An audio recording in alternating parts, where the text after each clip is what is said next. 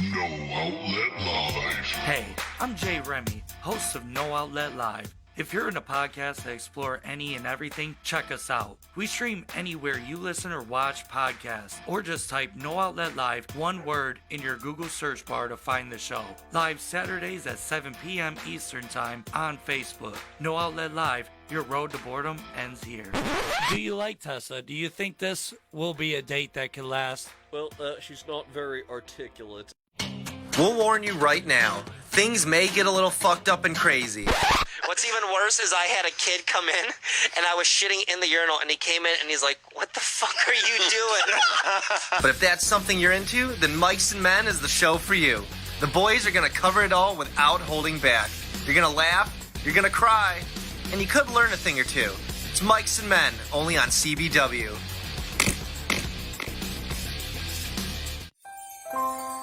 "96% of adults go to work hungover the day after a holiday party. New Year's has the worst statistics, with almost 58% of highway deaths being alcohol-related. 40% of highway deaths during the holidays are alcohol-related.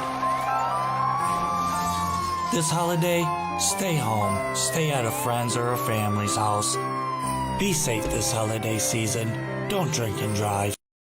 Guardian Roadside Solutions is ready to help with your roadside emergencies serving the greater Cleveland area. They have the knowledge and experience to get you back on the move quickly, with staff available 24/7 to help with flat tires, tire damage, changes, fuel delivery, vehicle lockouts, dead battery, or new battery installs. If you find yourself or someone you know in this situation, call a Guardian at 440-833-6000.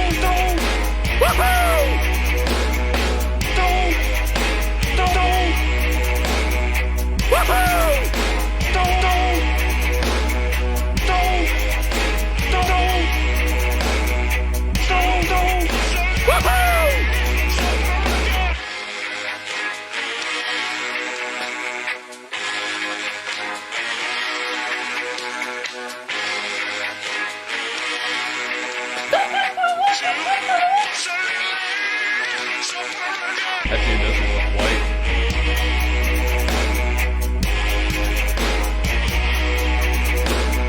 Make it or a cut?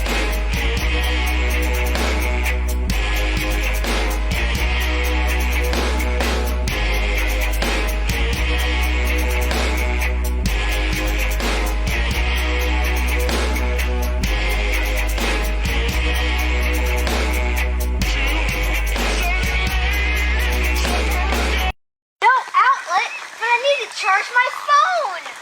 No Outlet Live.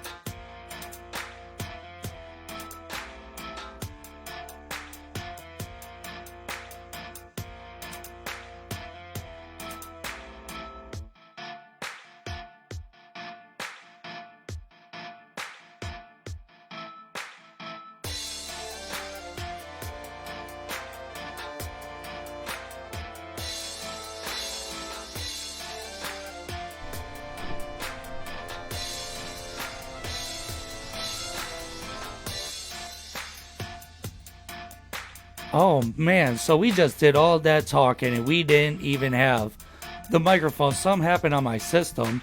I apologize for that.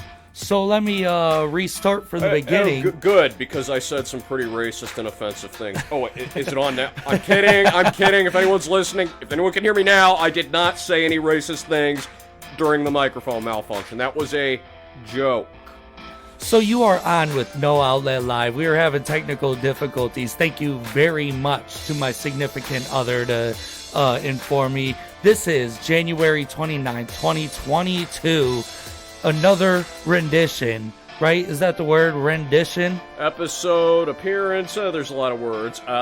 In case, if they can hear us now, I want to reiterate the message I said while the mics were out. I did urge all of you to buy my book. It's available on authorhouse.com, Barnes & Noble's website, and Amazon. And there are plans in the works to get it into other places, like local bookstores. Yup, so you need to get your ass on out there and follow my co-host, and also he is an author, Anthony Miano, The Changing of the Gods. Now, you need to get on out there wherever you can buy yourself a book, and you need to pick this shit up right now. At the back of it, it says, until the end of the Trojan War, Hades, god of the underworld, has avoided interfering in the affairs of his fellow gods and mortal men. Fed up with their destructive behavior, Hades sets on a journey that will rock Olympus to its core. If I had to pick a theme song for this book, it would be... What's that one where the guy goes, let the bodies hit the floor, let the bodies hit the... I think that's called Let the Bodies Hit the Floor. Oh. Okay, wow, the title might have been...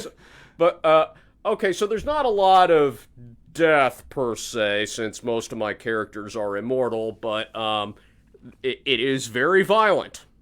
That is both a warning and a sales pitch. I literally have one guy getting nailed to the wall with a sword. Oh, what? Oh, one guy getting nailed real hard. Oh, trust me, he's not going to be enjoying it at all. Hey, sometimes you don't enjoy getting nailed. Yeah, well, it's more like run through, stabbed, and then the sword is going to go through him so hard that it sticks in the marble wall behind him. Yeah, so this is No Outlet Live, another episode for you. I did have some planned out and it ended up falling flat. So what we are going to do is jump right into something. I was at work having a debate with a coworker about the show Martin. You remember the show Martin with Martin Lawrence? You know, I never saw a full episode, but I did. My memories of it are, I used to watch The Simpsons on my uncle's old VHS tapes, which were recorded. Man, and I saw maybe a couple episodes worth of Martin just from the promos that would air during The Simpsons commercial breaks. Like when he's buying his girlfriend an engagement ring, he's like, somebody wrote their social security number on there. That's the price. Ah! Yeah. So Martin was on in the 90s. It was one of the best sitcom shows for the black community. And I was having a debate with this guy about Martin Lawrence's girlfriend and her friend. Oh, do you mean his on-screen girlfriend or his real-life one? On the show. So here, I'll show you. Tisha Martin Campbell. Yeah, I'm so up on TV, I know cast members from shows I don't even watch. Okay, there we go. So, this is his girlfriend, Gina. Okay. And this is her friend, Pam. I put this on all of my social medias. So, let's debate. Right now, I'm on the losing side of this debate. I believe that Gina was the hottest one out of the two. Everybody else that I have talked to says that Pam was the hottest chick out of the two. What do you think, Anthony? I think Gina. Yeah, you're going with Gina too, right? Yes. Yeah, pink suit. She was hot. She was smoking hot in that show. But everybody else I've talked to... And even aged 25 years, she's probably looks close to that. They hot both now. look exactly the same right now. When I was making this photo right here, So those are recent photos. no, these are photos that they took during the time of the show. Okay. Because I wanted an accurate representation of what I was debating with this fella at work. And everyone else, it's like I'm like 1-4 in this. Now 2-4. So we're only behind on 2 votes. Anybody watching or listening, if you listen on like Spotify or Apple Podcasts, just go to your Google search and look up Tisha Campbell, and I forgot Pam's name, but if you look up Pam on Martin Lawrence on the Martin Show, you can send me your debates on Facebook, Instagram, wherever you are at, or whatever platform you're listening to No Outlet Live on. Let me know what you think. Who's the hot one, Gina or Pam? Yeah, it's if I understand correctly, the only reason his character was with Pam was because His character was with Gina. wait, so he was only with Gina. He never dated Pam. I gotta think about that because it's been a long time since I watched Martin. Because it's my understanding Tisha Campbell left Martin because Martin Lawrence was a jackass to her in real life. Oh, really? Yeah, and apparently, like, it was difficult to get her back for the series finale. Well, Martin Lawrence was a wild guy at one point. I mean, when he got the sitcom, he was already super well known as the #1 stand-up comedian. Okay. Yeah, it's my understanding this show is half of the foundation for Bad Boys. Yeah. Well, really, because the idea was the 2 hottest, most famous black sitcom actors put together for a cop movie. Oh, right. Yeah. Also, it just hit me that's like the one buddy cop movie I've ever heard of where both cops are the same race. Yeah. I mean, they do usually in the cop movies, they usually do a black guy and a white guy. Or like a Mexican dude. I think I know why. It has nothing to do with race relations in real life. It's a matter of these 2 characters have to be as different as possible. So, what's one big difference that we can also easily show on the poster? Yeah. Yeah. And grab different demos. Yeah, like, look at the Lethal Weapon poster. Like, you got the Danny Glover is, wearing a shirt and tie. He looks all professional and proper. Then you got Mel Gibson wearing, a denim jacket, flannel shirt, long hair. Yeah, straight sexy. Yeah, that was, before we realized he was a raging jerk in real life. Yeah, so, but back to this debate on who's hotter. Now, this is odd because I'm getting other Facebook comments right now on the podcast that are saying Gina, but I'm noticing that all of us that have selected Gina, we are all Caucasian. And every single African American that I've had this debate with is saying that Pam's a bad bitch. And now, is bad bitch a good thing? it's a good thing. That means she's in Caucasian terms, that is she is a quite respectably beautiful woman. Okay, because I thought bad bitch referred to behavior, not No, they say, attractiveness. well, in the show she was if it was a behavioral thing, she was a bad bitch in there. She was really goofy in that show. She did a lot of goofy stuff.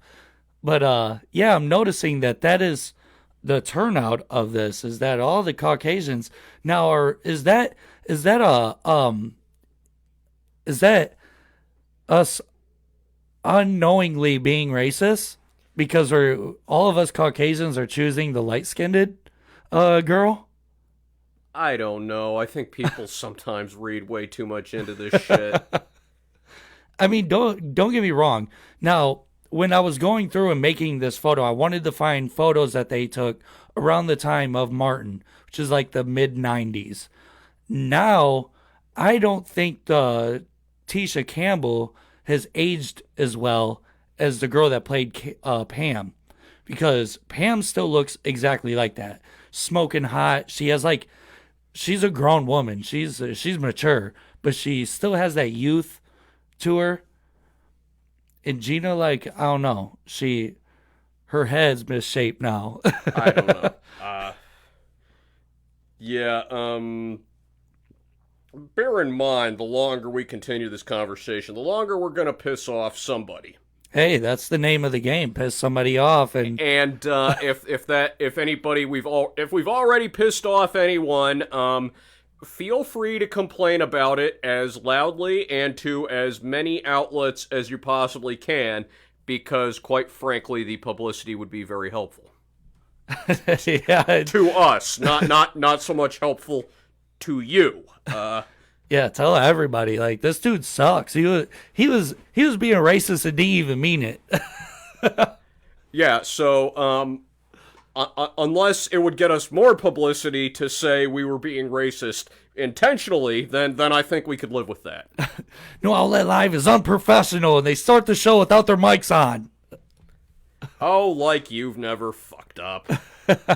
That was to our listeners, but yeah, I suppose it could also be aimed at you. So I did have a guest lined up for this show, but I think I'm gonna do something different. Okay, now I'm keeping an eye on right now how many viewers we have. When we get some more, which usually happens within the next hour, I may open up the phone line just for anyone. No matter how crazy you are. No matter how crazy. The more crazy, the more merrier it is to have you on No Outlet Live. And I want to extend another special invitation to, if they're still listening, our one listener from Bangladesh. I wish we could find who that is. I know. We would, just simply because, well, we're still hoping to build up an audience anywhere, and I would love to know how this man or woman from Bangladesh found us. Okay, so I'm getting comments saying open up the pit. So what I got to do here is give me one moment. I can put this in text on the screen. I will put the phone number, and if you call, you're on. So give me 1 second.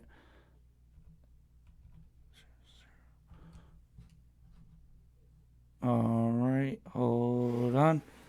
Anthony, you got anything planned for this weekend? Yeah, I'll be working out again tomorrow, and then hopefully watching one of the conference championship games. Oh, yeah. Yeah, that's tomorrow's the big games. You know what I've been seeing all over the internet just a little bit ago is... Hold on, that's not exactly how I wanted it. Why do I have a feeling you're about to say one of the stories I submitted for this week? Oh, it may be. Let me make sure that I'm not doing that. I don't think you sent it in, but I didn't fully pay attention to... So at the bottom of this screen, you can see there's a number there. Go ahead and call that. If you want to call into No Outlet Live, it is right there for you. Let me make sure that I'm not jumping too far ahead of myself. Nope, that is not what I've seen. So a lot of debate is going on about Tom Brady. People are saying he retired. People are saying that is not true, and he hasn't made a final decision. Yeah, I'd be shocked if he did retire for real, especially given that he has a year left on his contract. Oh, hold on, I'm adding phone numbers to our screens. So at the bottom of the screen, you can see it's our line, and lines are open. You guys can call in if you want. I had a guest that was planned up. He's booked all the way till April. So I have to start looking in another avenue. And I recommended we just record an interview and then play it on air and have the two of us just act like we were talking live, but J. Remy shot me down.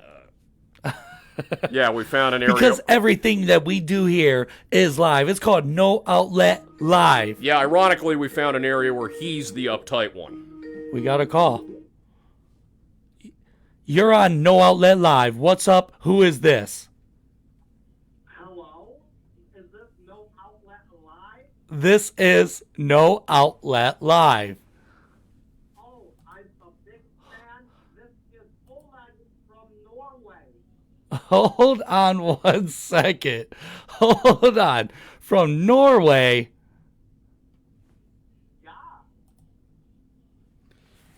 Yeah. Okay. Now hold on. My audio was not set up correctly on this, so I'm not really sure if the audience. I haven't opened up the phone lines in a minute, so go ahead and repeat. What is your name?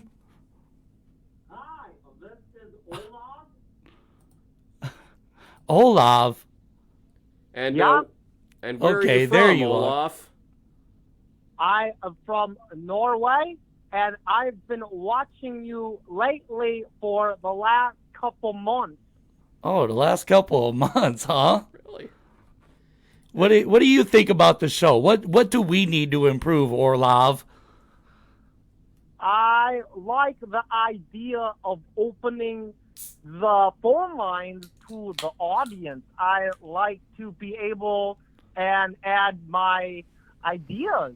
It's fun to talk to you. Okay, so Orlov, tell me, what is your sex life like? It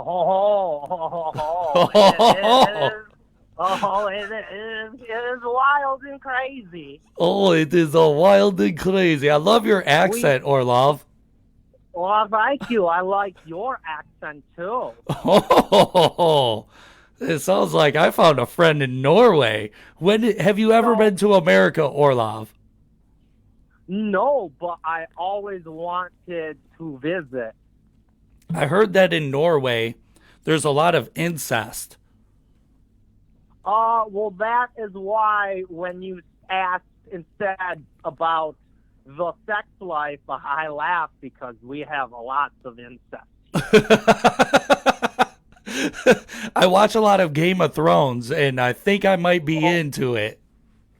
Oh, yes. I've heard of that, but never seen the Games of Thrones things. But I do have a couple cousins that likens the show and has tried to put the moves on me. Oh, really? And how did you respond to that? Well, a couple of the guys I had to swat away. Oh, yeah. But my second cousin on my mother's side, she got it. Oh, whoa, she got it. Oh, she got it. Orlov, you are a wild, wild man. Oh, I told you it gets wild and crazy sometimes. Wild and Yeah, crazy. you're making Jeremy here look like a prude. Jeremy. So, you made me look like a prude, and I'm the one with the blow-up sex doll in my studio.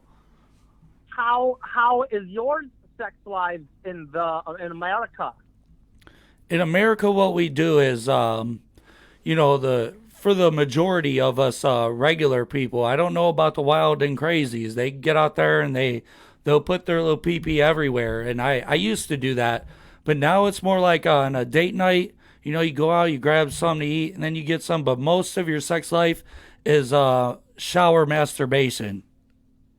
Orlov knows much about those. Oh, Orlov likes shower masturbation. Those are how we in Norway have spent many cold, lonely winters. Yeah, I don't doubt that. It gets really cold in Norway, doesn't it, Orlov? Yeah. I heard. Is it now winters where yours at or no? Oh, yeah. It's winter. Yeah, winter is coming. Bad, how bad is your winters? Our winters really, they're not too bad. They can get sort of bad, but not real bad. How about Norway's winter? Well, Norway could get below zero and get very cold. That's why many of us resort to fucking our family just for the warmth. Oh, that makes sense. Got to do what you got to do. So, how is you know sex with families though, right? It's frowned upon in most parts of America. The parts where it's not frowned upon, we try not to acknowledge. Oh, so there does go on with sex and families. yeah, if you go, there's a state in America called West Virginia, and this state is the capital of your people's culture. Oh, is it? Oh yeah, it's the capital. I mean, you could fuck your entire family. You could. There's a state named Red Vagina where they fuck the family. Yes, a red vagina is exactly where you go to. I understand there's also a town in Pennsylvania called Intercourse. Okay, I so like the sounds of that though. Yeah, Intercourse, Pennsylvania. I passed through there a bunch of times. Yeah, they're surprisingly not tourist friendly. They went like a Norwegian. Orlov, are you really into? Though I do have my second cousin now pulling at my leg, so I think I'm going to go give it to her, and then has a nice masturbate in the showers. But I will be back to tuning in, and if the lines are open later, I would definitely like to call. Yeah, and you could tell us about your favorite metal bands, because I know Norwegians, they have all of the best hardcore metal. Oh, I love the Wiggles. Oh, you love the Wiggles? the children's show? Yeah, they could get it. All right, Orlov. Thank you for calling in to No Outlet Live, and enjoy your cousin, and tell her, give your cousin, him or her or they or whatever, give them a big smooch from Jay Remy, the host of No Outlet Live. I will give him a big smooch. You have a great show. You have a great time doing that incest Bye. stuff. Bye. So that was Orlov out of Norway. Yeah, I'm kind of surprised. I thought that was more of a Russian name, but okay. Oh yeah, That's you know cool. what? That was kind of a Russian name. I wonder if it was a Russian trying to hide his identity as being Norwegian. You know, it's like there's this one Frasier where Frasier's station manager told all the on-air talent to write a little jingle for their shows, and Frasier created this big, overblown number for his, where he ended up hiring an orchestra and a choir, and one of the parts of his song is, "There's no need to feel shame, you can use a false name on our show, on our show." That's I think I have a feeling that was a Russian impersonating a Norwegian. In fact, let's make that one of our catchphrases or taglines. Not what you just said, but what I just said. He's not Norwegian. That's our tagline. No. No, whenever we open the phone lines, there's no need to feel shame. There's no need to feel shame. You can use a false name. Yeah, that's actually pretty good. I think when we open up the lines, I might have to let you handle that. Yeah. Or, we're like AA, no real names necessary. Yeah, you could come in, confess your problems. I could be your what is that when you do confessions in church? The priest. Oh, the priest. Yeah. So you can just call in and say, "Father, I have sinned. I'm here to confess my sins." Remember that part in you've seen Beavis and Butthead Do America? I love that movie. One of my favorite scenes is when those two guys go into confessionals on the priest's side, and the guy talking to Butthead's like, "I slept with a woman, Father." Was she naked? Yes, Father. Did you see her boobs? Yes, Father. That is awesome. And then cut to the guy talking to Beavis, like, how many Hail Marys, Father? 1,000. Okay, Father. And I want you to hit yourself. Okay. Harder. Harder. And then I thought about it, and I'm like, depending on when and where, that's not too far from what a real priest would say. Yeah, that was like reality in a cartoon. So the phone lines are open. We are going to go to a break. We'll be right back with the news with Anthony Miano. You want to give us a little shit. You want to, yeah. Los Angeles Rams, Baja Blast hard, Commanders. Ooh, so there we go. A little bit of teasers. That's the words I'm looking for. Yeah, Amanda Casey, don't ever say we didn't listen to you when you taught us the T's and please. Man, you shout out Amanda Casey a lot. She ain't watching. Oh, damn. Okay, excuse me for shamelessly trying to use a local media figure to maybe get us some more publicity. This is No Outlet Live, and we'll be right back after this.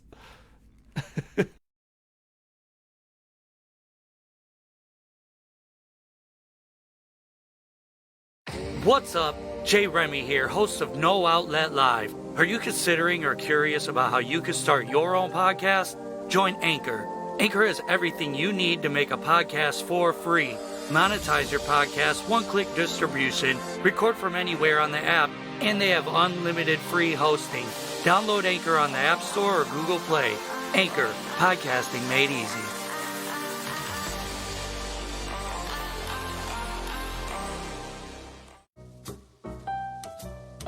The Education of Jazz, with your host, Hakeem H., bringing you the absolute best for your listening pleasure in America's only true art form of music. I'll be playing your favorites each day, everything from Duke, Coltrane, Julian Cannonball Adderley, to George Duke, Bob James, Kenny G, and so many more. We'll have guest artists to interview, locally and national artists, and even a live call-in from you, the audience. Tune in daily from 3 p.m. to 7 p.m. to unwind your day for the Education of Jazz. It's that time of year again. The snow is getting ready to fall, and you're going to need a plowman to get you through the winter. Call Gifted Hands Landscaping. They handle all your lawn and snow care needs. Services include gutter cleaning, snow removal, leaf pickup, weed pickup, and more. Call Tate at 216-925-8473 to receive a free quote. Don't wait until the last minute. This is Cleveland, and snow is coming whether we like it or not. Again, that number is 216-925-8473. Gifted Hands Landscaping.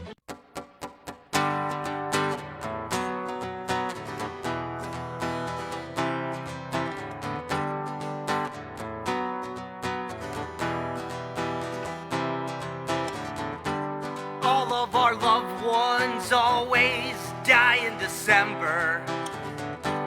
I miss the night times that I can't remember. Venom-filled veins and stone-cold sedation. Drugs are amazing and I fucking hate it.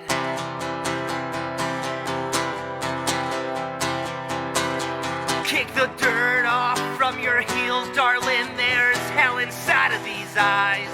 Let's lose ourselves around the cold rings of Saturn tonight. Fade away deep down into the depths. I wanna be swept out to sea.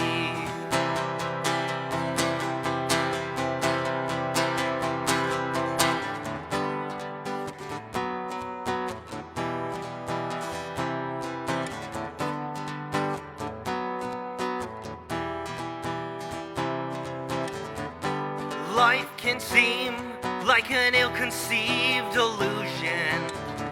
There's no solution for some sicknesses. My soul turns to stone and I sink into the abyss. Chasing pipe dreams has its drawbacks.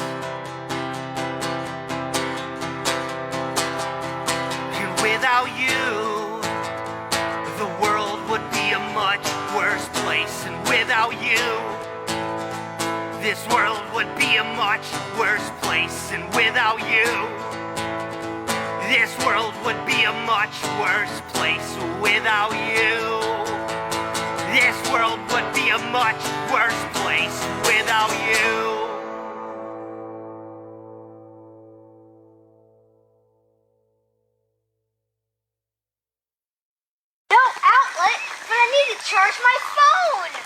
No Outlet Live. So we're back. We had to take a quick break.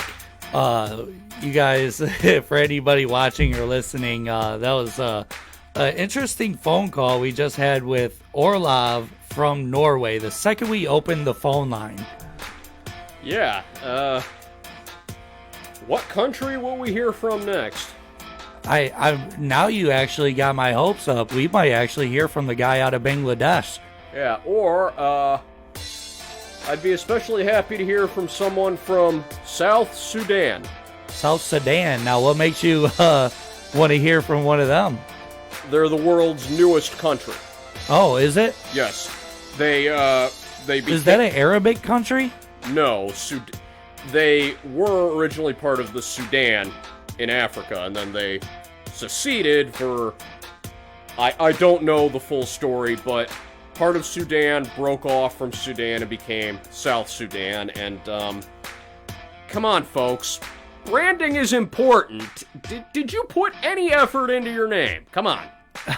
Yeah, a lot of these people are copycats. Exactly, and I have similar problems with certain things in America, namely the Houston Texans football team. Really, did you people just want to knock off early and get to the bar for happy hour? Or were you already drunk and that was the best you could come up with? Come on, people. or the Chinese. The North and South Korea.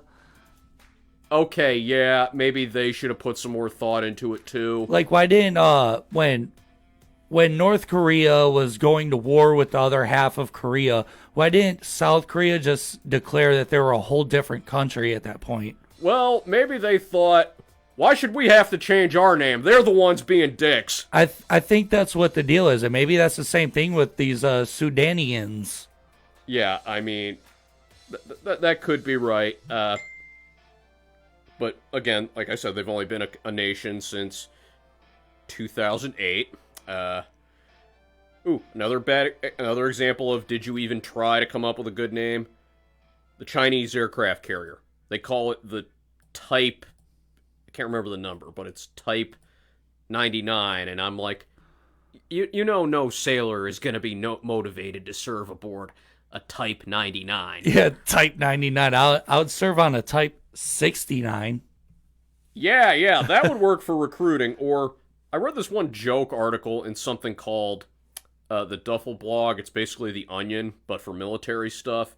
And it announced that the Navy would solve their budget problem by selling the naming rights to ships. Whoa. And we are proud. A spokesman said they were proud to announce next week they will be launching their newest aircraft carrier, the USS Ford F-150. Stop it. Now, the Navy also declined a very generous offer from the Oscar Mayer Company. Although the company did offer us a generous amount of wieners of money, a spokesman said, "We are still not painting one of our submarines to look like the Oscar Mayer Wienermobile." Yeah, you gotta. We need a destroyer ship that looks like a giant wiener. Yeah, and I never thought I would. Not that I didn't like or strongly like or dislike President Obama, but after I learned of the nickname for the USS Enterprise, I wanted a carrier named after Obama, because guess what Enterprise sailors have nicknamed it? What? The Big E. The Big E. Yeah. So, if we had a USS Obama, they could call it the Big O. There you go. I have never heard of a better reason to name a ship after a man. So you want to jump into the news? Well, no, but that never stopped us before. Not one bit. No Outlet Live News with Anthony Miano.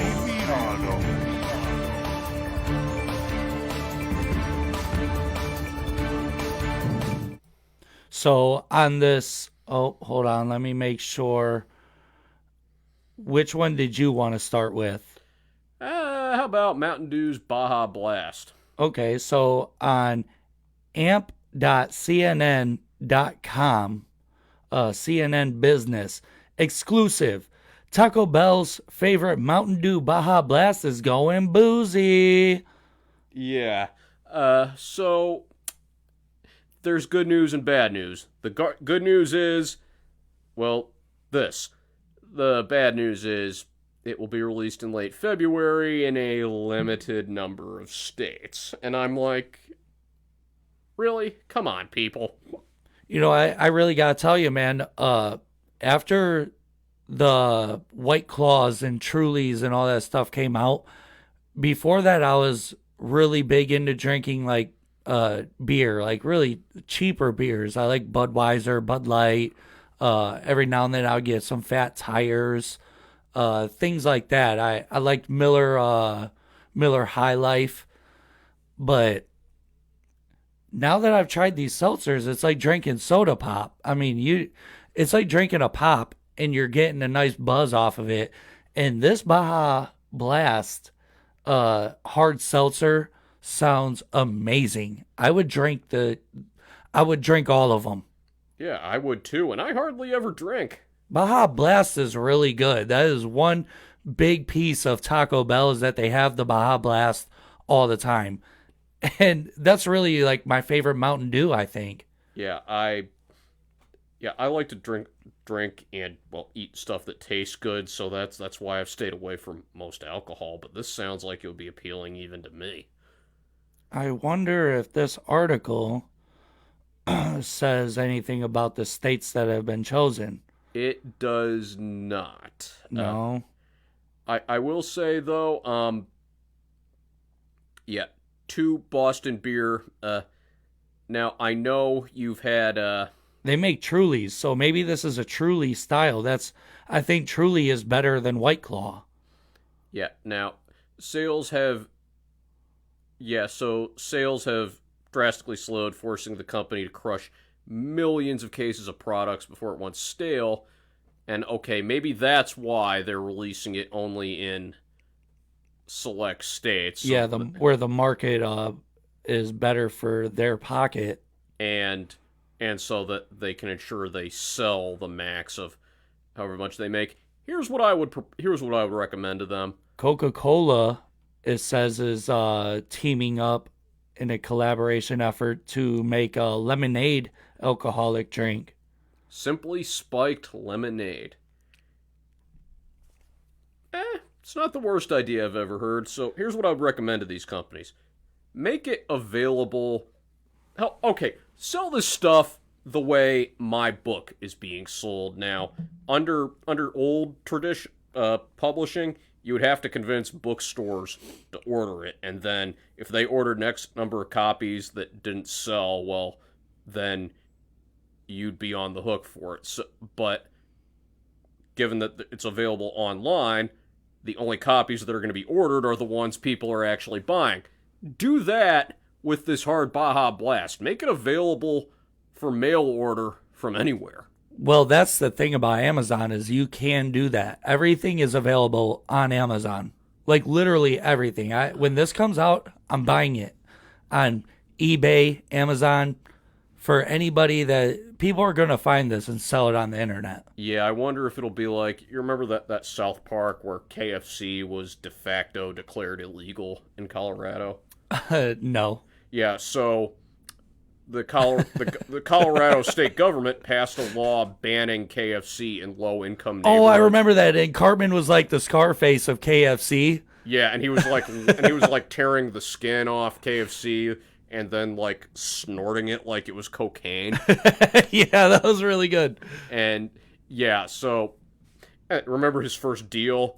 He like opens the gravy container to taste it like it's cocaine. Yeah, he does it with his pinky. He's like, "What the fuck, man? This is Boston Market gravy. Are you trying to fuck me?" Yeah, he said you cut it with Boston Market. Yeah. But yeah, this Baja Blast, man, when it comes out, I'm going to look it up on the internet, and maybe we could share a few when I come across it. I will get these. It says that it's is the 4th flavor to the spiked seltzer lineup, joining original watermelon and black cherry. Hard Mountain Dew will be released in late February in a limited number of states. So if you wait till I get my hands on this. Now let's move on over to your story about the Rams. Yeah, so... Because I think I saw this myself earlier. Yeah, so apparently the Los Angeles Rams do not want any 49er fans coming into their stadium for the NFC Championship game tomorrow. You know, this really has to do with the Super Bowl also. Yeah, since they get to host the Super Bowl next week. And I think part of the problem here is, I think if the Rams were playing any other team tomorrow, they wouldn't have been resorting to this. Okay, so it says lifelong 49ers fan Shane Stern didn't want the Rams to get away with restricting ticket sales to buyers with credit cards registered in the Los Angeles area. Last Saturday morning, he posted on Twitter that he would happily buy everyone's tickets using his Thousand Oaks billing address if the 49ers fans Venmo'd him money in advance. So he's willing to purchase all of them, all of the tickets himself with, what is Thousand Oaks? Is that LA or is that? I think it's an LA neighborhood.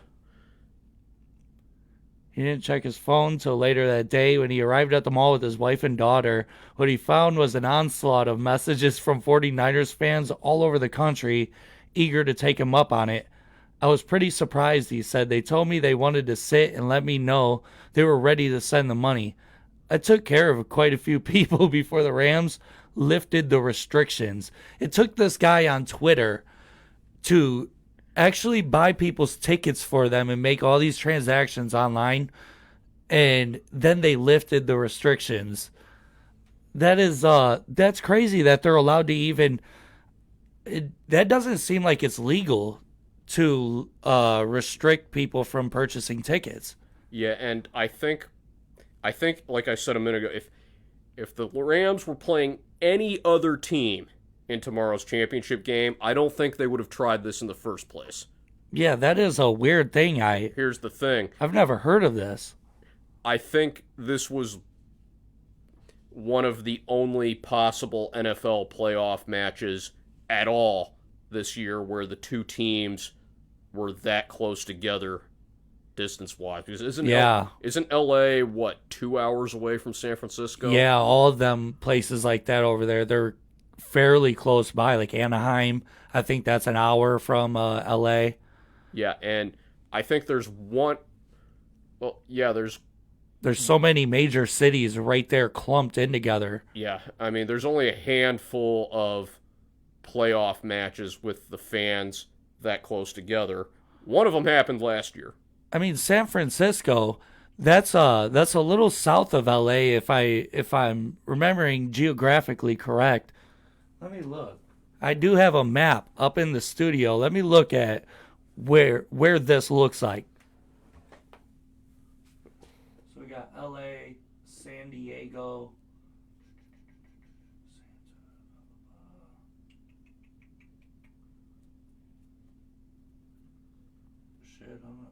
San Francisco, Los Angeles.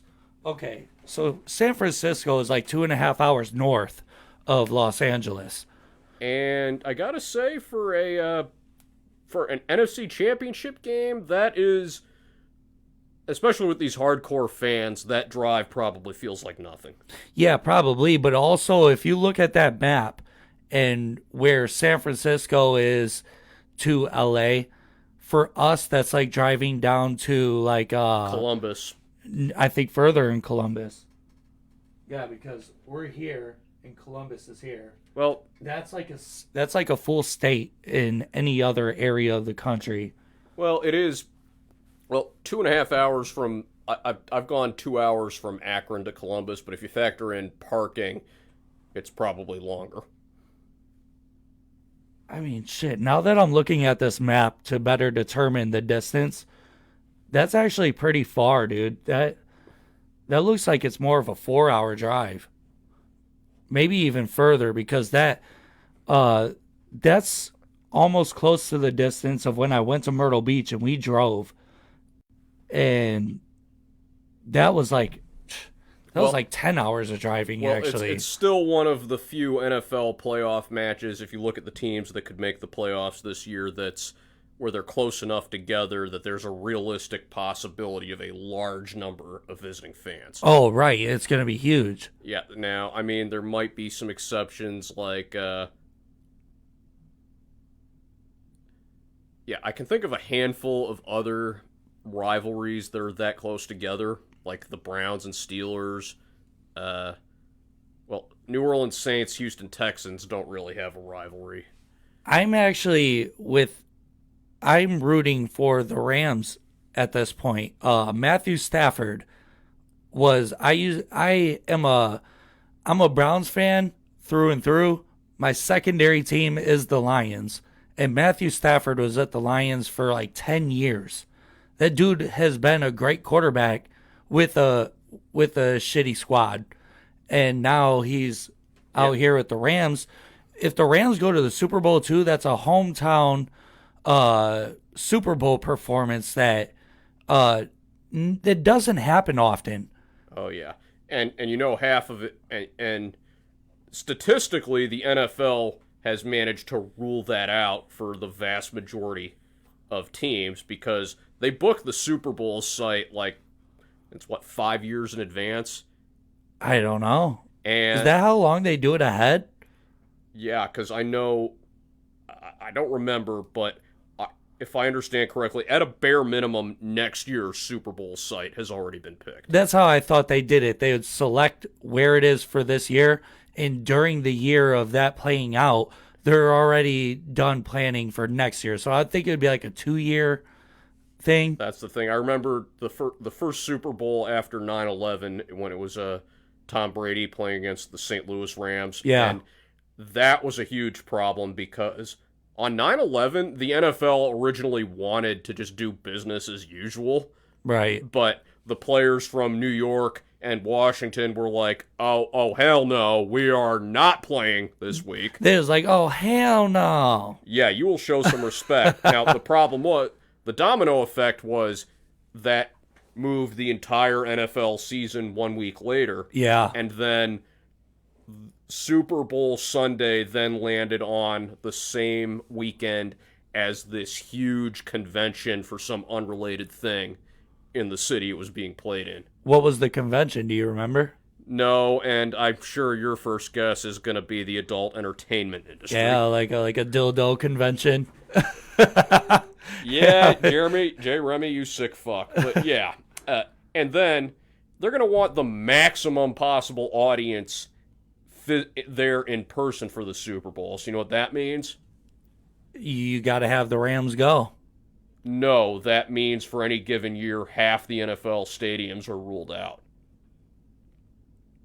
Oh, right, because it's a lower market of...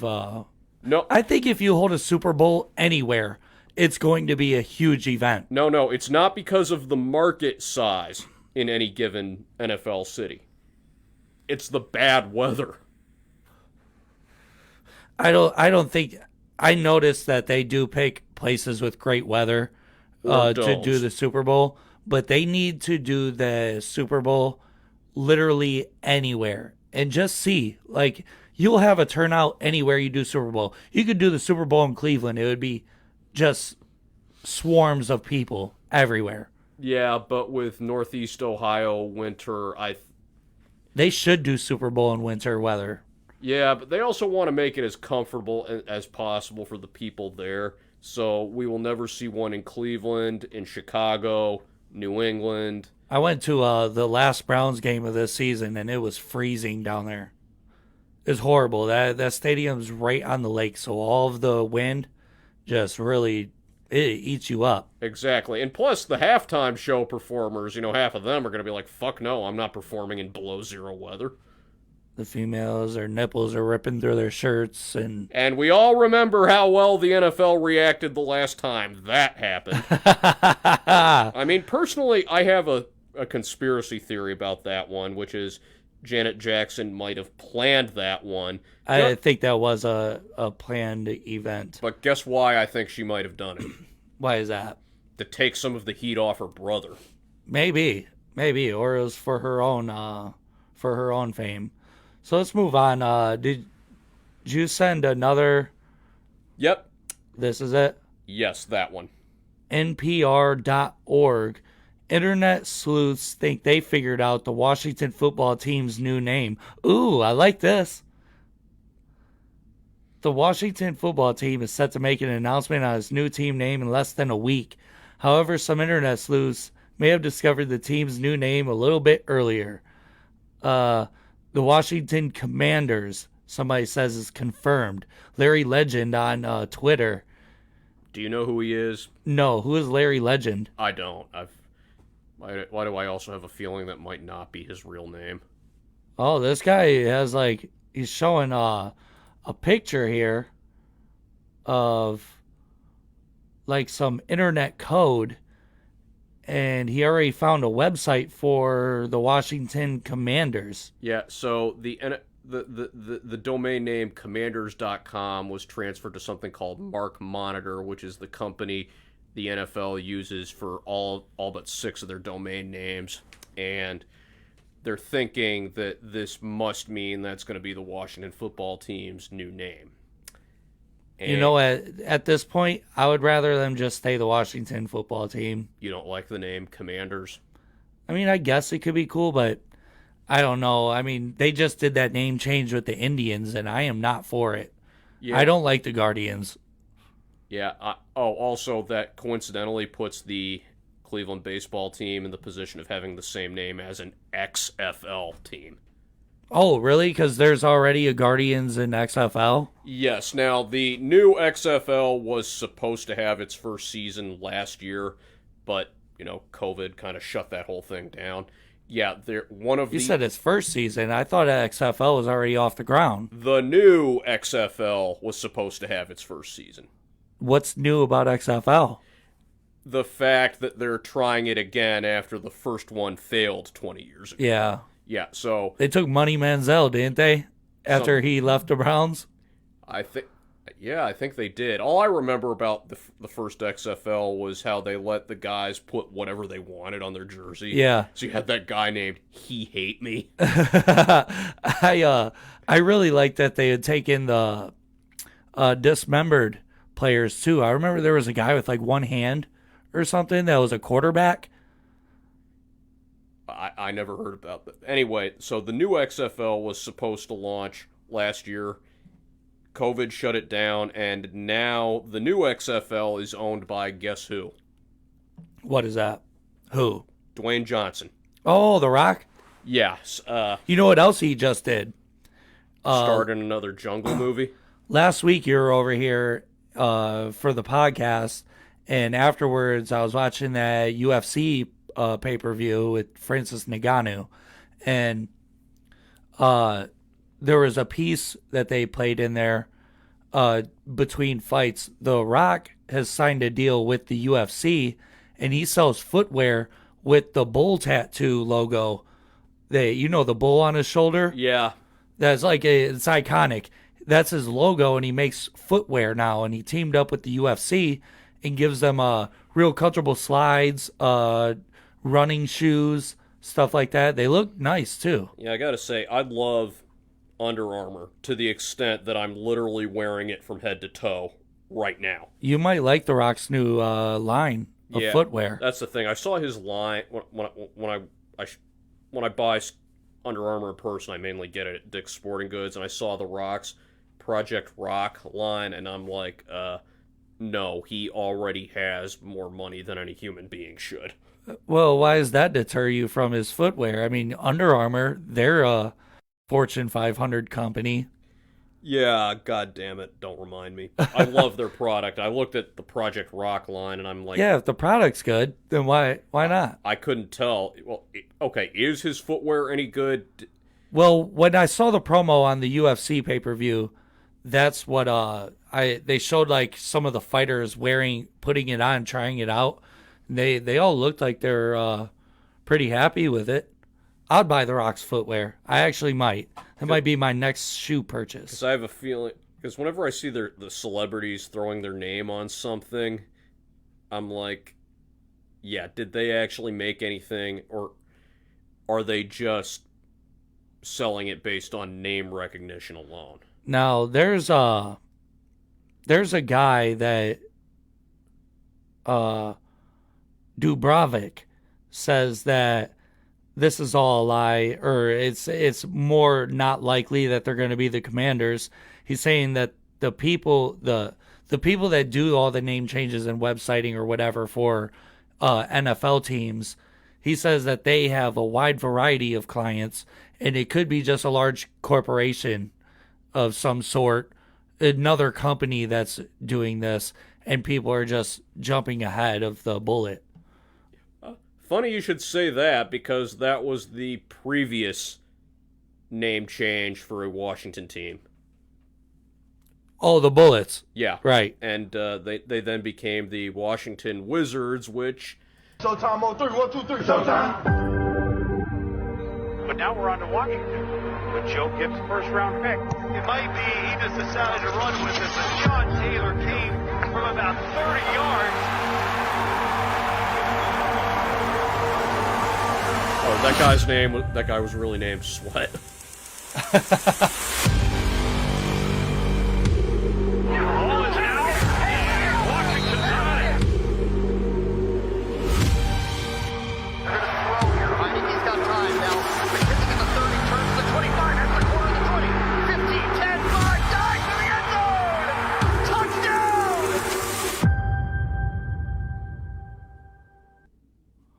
Okay, so that was a promo that they put up for the name change on their Twitter account. That was a little video they did about, they're saying on the 2nd of next month. So that's in a couple of days they're going to release the new name. So how likely do you think it is that the Commanders is for real? It could be. I mean, it does sound like a football team name, but I'm not feeling it. Yeah, I'm not feeling it neither. I mean, the closest name I can think to that actually worked is from a team that doesn't exist anymore. You remember NFL Europe? No. Yeah, so the NFL had what was basically its own minor league in Europe with team names like Berlin Thunder, Rhine Fire, Frankfurt Galaxy, Barcelona Dragons, and Amsterdam Admirals. It sounds like a pretty fun football team. They already got their own sports, though. I think they need to just leave the NFL to us. Yeah. I also want to rush through a couple more stories that we have here. Another story from NPR.org. A ninja with a sword assailed a U.S. Army Special Operations unit in California. Now, this happened last year in October. This was the sword used by a man dressed like a ninja that assaulted the U.S. Army. Special Ops, too. I mean, he went at the big dogs.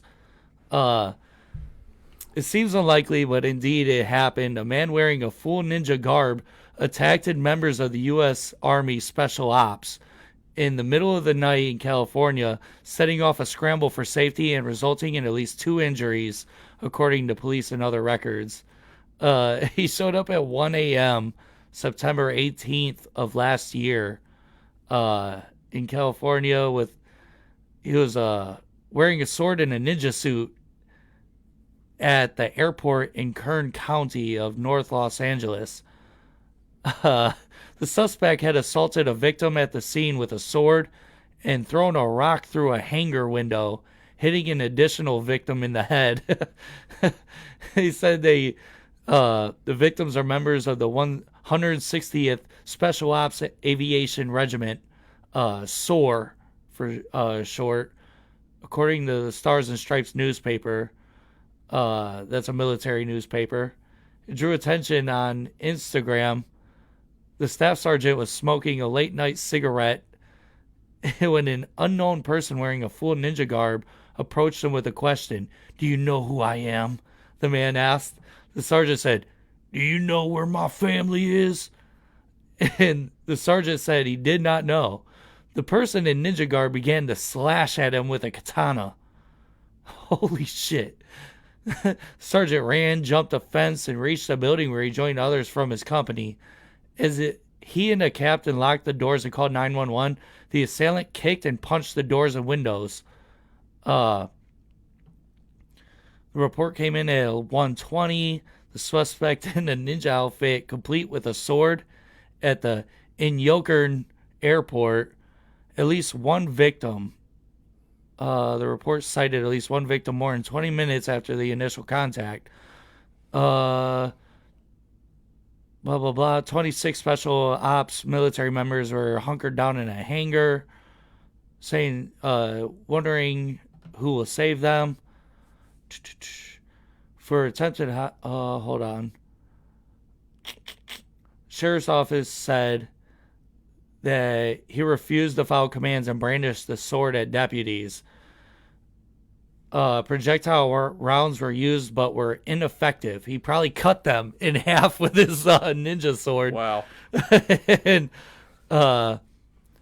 he dropped the sword and they took him into custody. He was arrested for attempted homicide, assault with a deadly weapon, brandishing a weapon with intent to resist or prevent an arrest, along with vandalism, obstructing justice, or delaying a peace officer.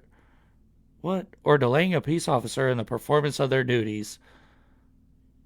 That is wild, right? Yeah. The special ops are like the real deal. They roll with the SEALs. Yeah. Now, the 160th SOAR is basically they're the taxi service for the elite military. Like the SEALs. SEALs, Green Beret. They can be. Now, the SEALs actually, they have their own taxi service that they use from time to time called, it's one of the ratings I looked at while I was trying to transfer to the Navy, called Special Warfare Combatant Craft Crew Member, or SWCC. SWCC. Yeah, they drive SEALs around sometimes, but that's on the water. 160th SOAR, you've heard of Black Hawk Down, right? Yeah. It's one of the best war movies. Yeah, so both Black Hawks that were shot down were from the 160th SOAR. Really? Yeah. And so a special operations unit, you immediately mentally go to the Green Berets, Delta Force. So the staff sergeant was most likely the crew chief on a helicopter. It's kind of like the guys that... It's kind of like, you know how in auto racing, you know, when they pull into the pit for a problem, they've got the whole crew running around. And then there's like a manager of that crew. Yeah, it's kind of like that with military vehicles. Like, you got a commissioned officer that flies that helicopter, and then you've got a crew of enlisted men that maintain it. Okay. Yeah, so that's who the staff sergeant probably was. That captain is probably a pilot. So he attacked like a bunch of people that probably weren't really like combat vets. Oh no, they probably are. They're just probably not as proficient as their passengers. Right. That's odd that you bring that up, that they're like a taxi service. And no, it's like Uber Army. Yes. Yeah, that is basically what they do. And I mean, it's funny, one of the pilots of the surviving pilot of those two Black Hawks that got shot down, Chief Warrant Officer 4 Mike Durant, he gave speaking engagements for quite a while. And you know what he always told pilots after that? What is that? Make sure you carry the same weapon and ammunition as your passengers. Oh, yeah, right. Yeah, now, he only survived because two Delta Force operators went in on the ground from a helicopter and died fighting off a Somali mob trying to save him. And even then, he only survived basically because the Somali militia wanted to use him as a bargaining chip. What do you think are the possibilities of this assaulting guy, this vigilante? How likely is it that you think it was a real ninja? It's probably just some guy that's off his rocker that thinks he's a ninja. Look at this sword. This looks like it's a real Japanese katana. It's got like the braid over the handle. Yeah. And it looks like it's real tight braid, like it's a real katana. And in which case, you know what that indicates? That he probably has a father or grandfather that fought in the World War II Pacific Theater. Oh, right. Because the majority of the katana swords that are still around today are in the United States. Are they? Yeah, they were brought back from the war. No shit. There's one that, well, it's kind of fallen apart from neglect in my parents' basement right now that my grandfather brought home from Iwo Jima. You have a Japanese katana? Yes, it needs... Why haven't you guys maintained it? I don't know. It just needs a little oil and like a sharpening stone. Something like that, yeah. It'll take you a couple of days to get it. Also, the hilt has come off and the handle has started to come off. Oh, man. So you guys need like somebody that actually knows swords to kind of... Yeah. And you should do that. That's awesome to have a Japanese katana. That's rare, I thought. They, like I said, they are. The majority of them made their way back to the United States after the war. And, yeah. It's also kind of sad because from my understanding in the Japanese culture, for centuries, they passed down the sword of their family. Also, like how every other country did until the projectile was invented. As for them being passed down like heirlooms, that probably would have been like with your upper echelons, like with European knights. These guys were mostly self-funded. That's why they had to be from the nobility, because they had to maintain that armor, the horses. Right. So, yeah, in their case, I can totally see swords being passed down from father to son, but... Like, what if you have a piece of Japanese history? I also have a Type 95. That's a German, No, that I'm working on restoring. It's a Japanese rifle. Oh, okay. That my grandfather also brought home from Iwo Jima. What are you taking it apart and, like, cleaning it and everything? Yeah, there's just one I was actually intending to occasionally take it to the range, but then I took it to a local gun shop just to get it assessed, and you know what the guy recommended? What? Don't fire this thing. Why? If you rebuild it? Because it was not a good weapon to begin with. It was built at the end of the war when they were extremely low on resources, looking to just turn out whatever they could, because the Americans were literally ready to land on the mainland. You gotta bring that in sometime. Yeah. Let me rush into one more news story before we go to break. We're running a little late right now. Another NPR story. 3 dead, hundreds injured after storms ruse scorpions in Egypt. What? My first instinct is surely some mad scientist is up to something. Or the Scorpion King is real life. Another Dwayne "The Rock" Johnson reference there. Or, yeah, why do I have a feeling somebody was like, no, I told you to genetically make me one big scorpion, not a bunch of little ones. 3 people are dead and hundreds are injured after inclement weather made hordes of venomous scorpions come out of their hiding places and into streets and homes. Vicious rain, dust storms, and snow in the southern city of Aswan last week drove out scorpions as well as snakes. Al-Aram, how do you say that? Al-Aram. Al-Aram, a government-run Egyptian newspaper, reports 3 people died from scorpion stings and 450 people have been injured by the stings thus far. Hold on. In February 2021. Yeah, so this is another thing from last year, man. A lot of stuff. We went through pandemic. Egypt got attacked by a horde of venomous scorpions. I mean, that would suck, dude. Being stung to death by scorpions. And that's that's the thing. If I understand scorpions correctly, it only takes one. Yeah, it says scorpion stings can be lethal.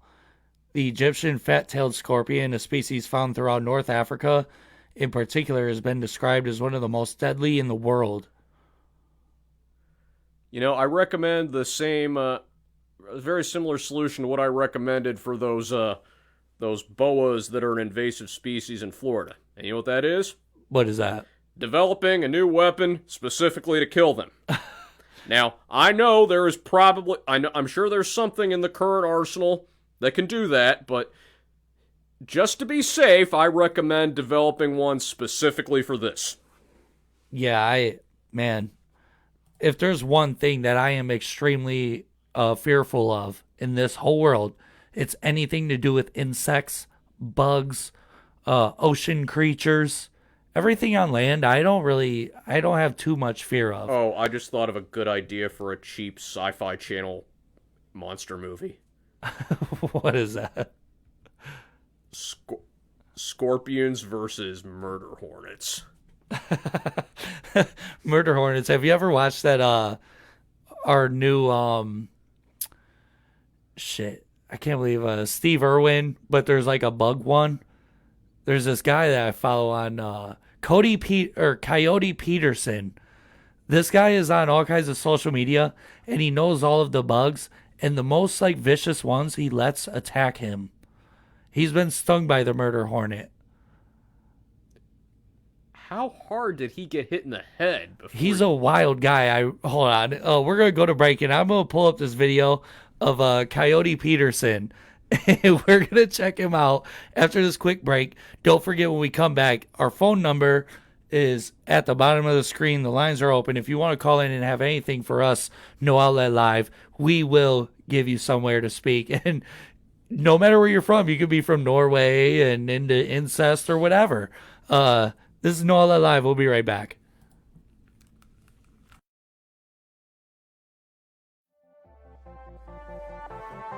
Have you ever wondered where to get the hands-on training to be on the radio or even on the news?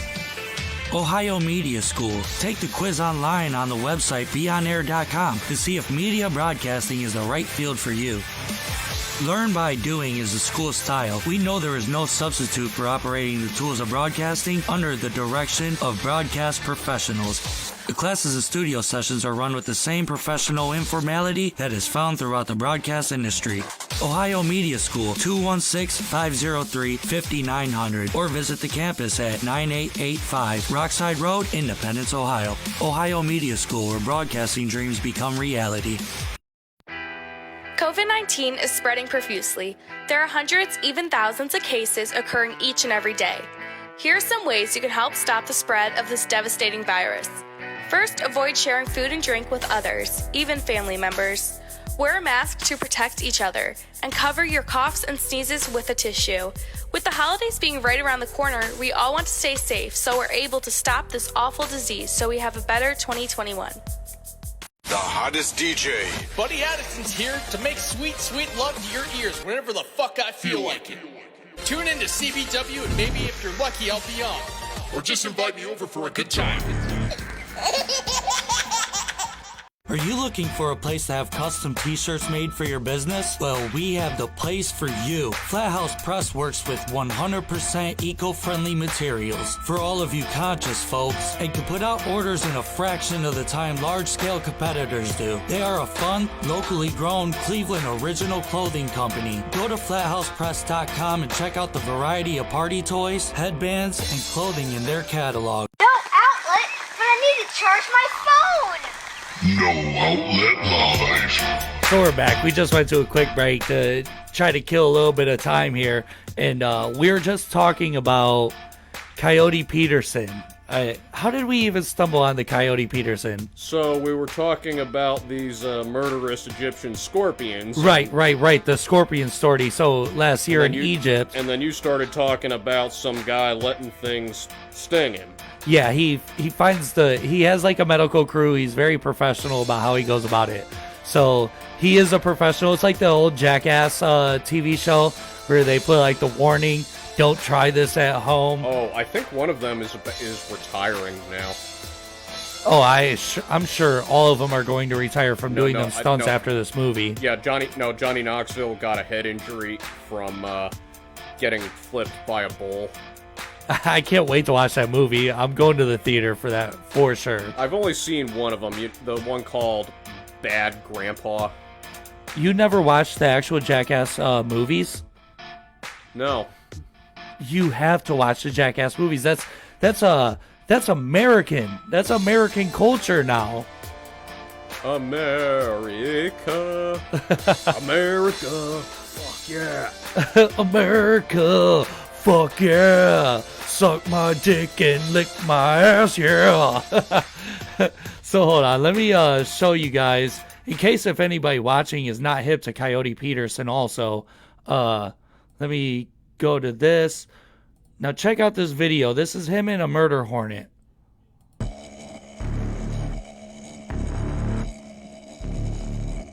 I'm Coyote Peterson, and I'm about to enter the sting zone with the Japanese giant hornet. One. Look at that thing. 2. Now let me skip forward a bunch.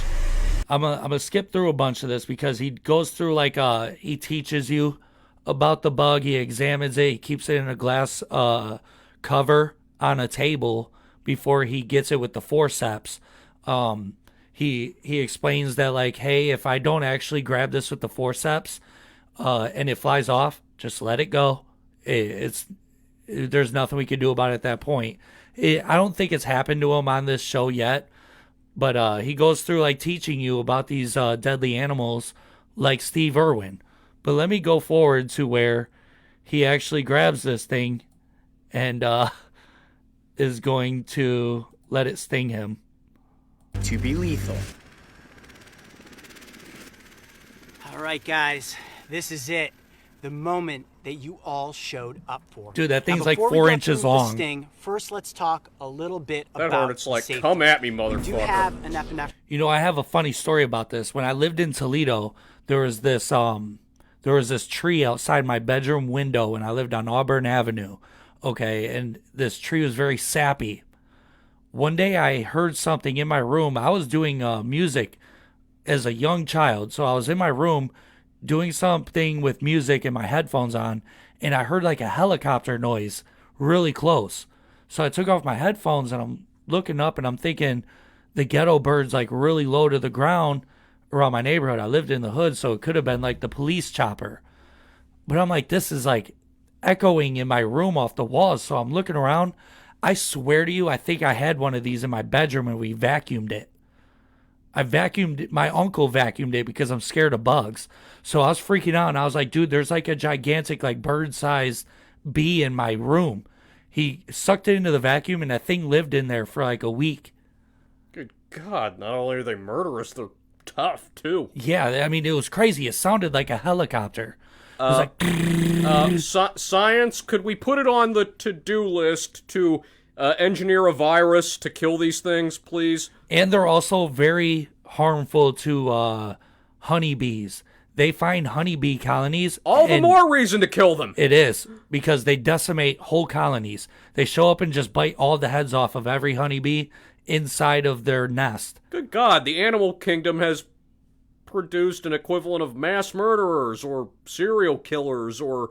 Yeah, they're like the... they're like the... Who's the dude from the 60s that had the hippies kill everybody? Charles Manson. Charles Manson. The Charles Manson of the bee world has made its way to America. But let's watch this thing bite this guy. Or sting him. Now, a single sting from this hornet should not kill me. However, like most stings, you Famous can last go words. into anaphylactic shock. It just depends how your body reacts to the venom. I should be just fine. I will experience some pain, discomfort, and potentially some pretty extreme swelling, but I shouldn't die from a single sting. I do have my entomology forceps with me. What we're going to do is get the insect into the net, and then I'm going to get it under control. Same way we've done all the sting videos in the past. Are you guys ready? Sounds good. Are you ready to do this? Here we go. All right. I watch this guy all the time do this. Up. With all of the deadliest bugs. This is probably one of the most risky bits. We do not want to lose the hornet, and I do not want to get stung too early. Okay, I'm going to gently stand up here, put the basin of the capsule at the bottom of the net. All right, and hornet is going live inside the net. Let me get the platform out. Here we go. Platform is out of the net. And I'm getting the chills. I'm getting chicken skin right now just watching this. So am I. All right, hornet is out of the capsule. There we go. Okay, so I'm going to keep the capsule close. You guys know the goal is to always get the capsule back on top of the insect before it flies away. place that there for just a second. And now it gets intense. Yeah, it I have is. to figure out the best way to pick up this giant. I want to grab right onto the back of its thorax behind the wings so I have full control. All right, you guys got a good shot? This dude's a I wacko. have to maneuver myself just I don't a know, little he's- bit here. Ooh, He's coming across as pretty cool, calm, and collected for a angry wacko. hornet. Hold on. Gotta get it to turn. He's like the bug Oh, it's version coming. of Hold on a Steve second. Irwin. My hand is shaking. Oh yeah, he was Control funny your on nerves, South Coyote. Park. Control your nerves. My heart is racing a million miles a second, and I can't keep my hand still to grab onto the inside. Hold on. The hornet is actually biting onto the forceps. It's like the hornet knows why it's there and is like, Yeah. oh, fuck no, I'm not cooperating. I mean, normally I love stinging people, but fuck you. Yeah, I've got it. you haven't paid I've me got to it. be on TV. Perfect hold. That's what we want. Oh, That hornet's going, what the fuck is this? I'm calling my agent and my lawyer. To soak this in. That is an enormous hornet. Look at its abdomen pulsating. And And- look at the mandibles. Those are used for chomping. And I'm sure if I it may could also speak, take a it bite during this video as well, which I'm kind of afraid of. And if you zoom in on the legs, you can see that they have these little hooks. They almost look like grappling hooks. And one thing that also scares me, there is the chance it's gonna latch onto my arm and sting more than once. And that hornet's like, oh, you're Can't giving stop me my hand from ideas. shaking. I haven't been this nervous since the Tarantula Hawk. Sure you want to do this? the Yeah, Tarantula there's Hawk one is back. crazy. All right, you guys ready? It's Ready if you are. like a poisonous spider that Coyote can Peterson, fly. And I'm about to enter the sting zone with the Japanese giant hornet. Enter the sting One. zone. Two. Oh. Here we go. 3.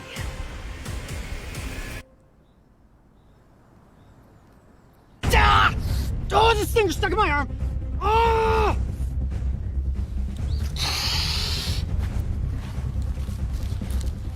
Ooh. How bad is it? Oh man, wave of dizziness really quick. Ah! Don't think he's faking Oh, it. searing pain! Absolute searing pain!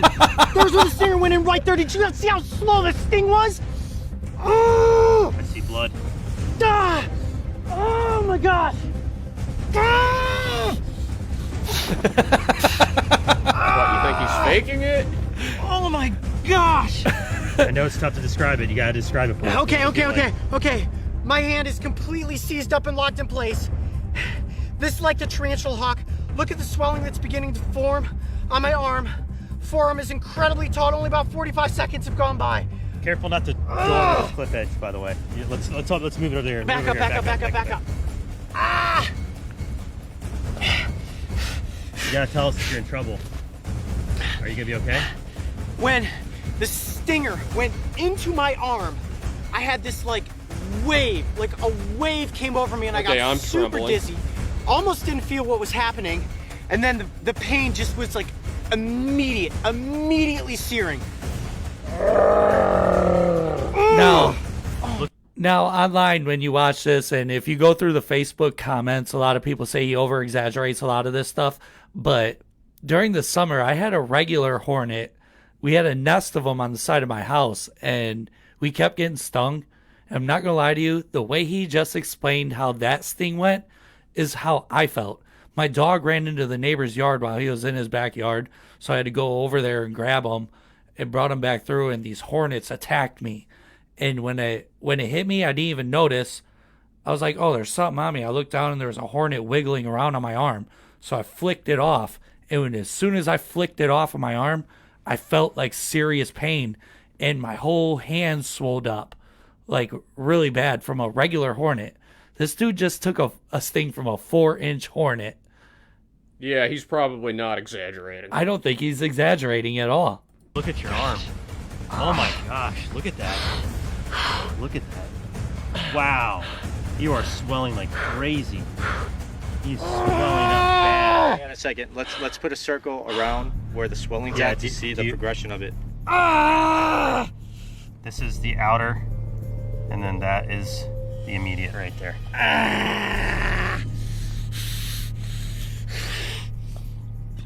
Oh man! Not a 2. Far surpasses the Tarantula Hawk. Okay, so now I have to show you the Tarantula Hawk. The Tarantula Hawk is a creepy bug.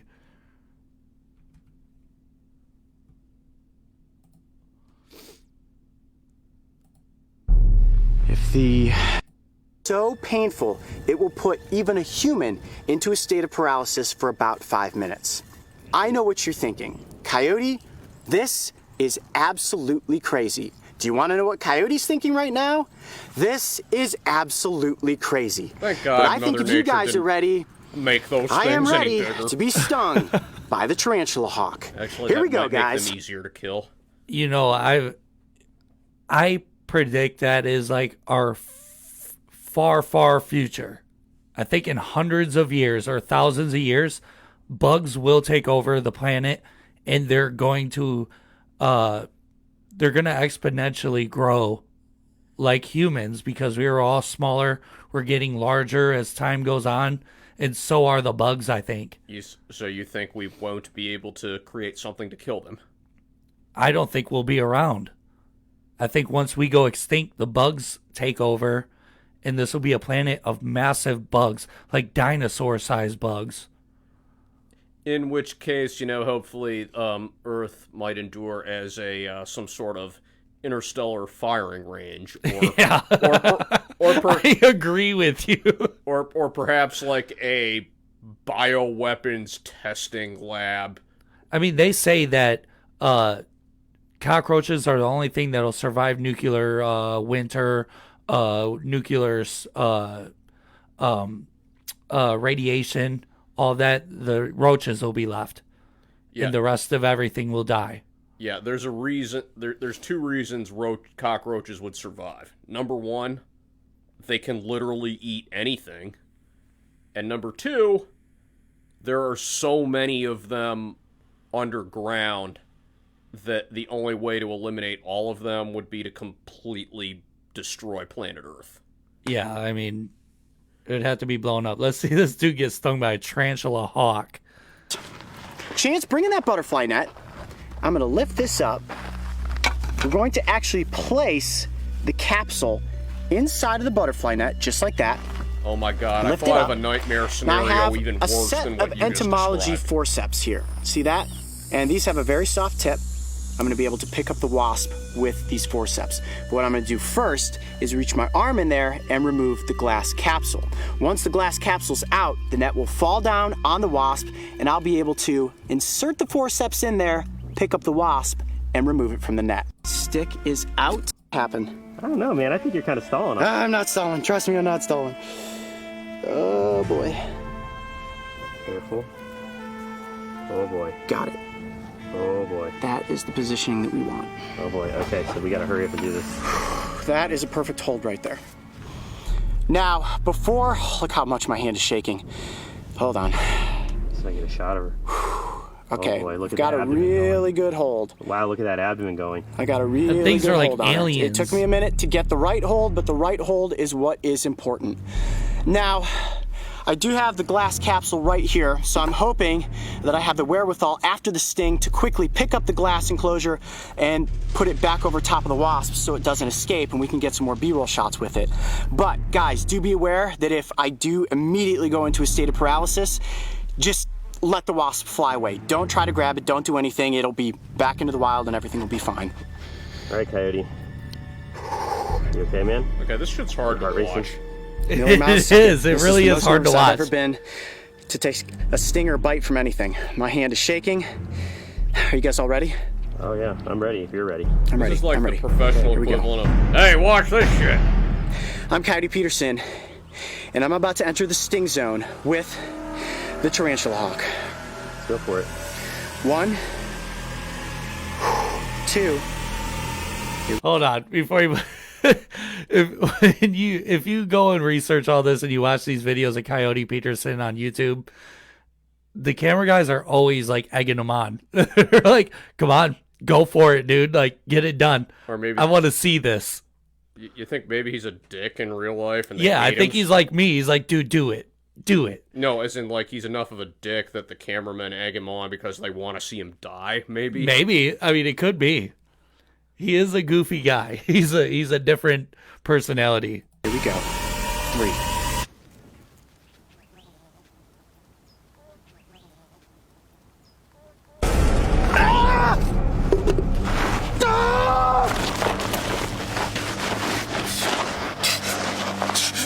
You alright? Yep.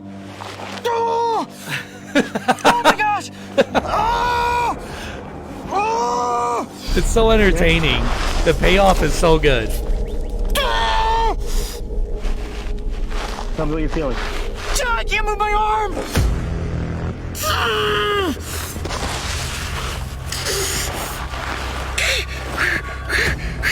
That is the most intense pain I've ever felt! I don't think I can talk!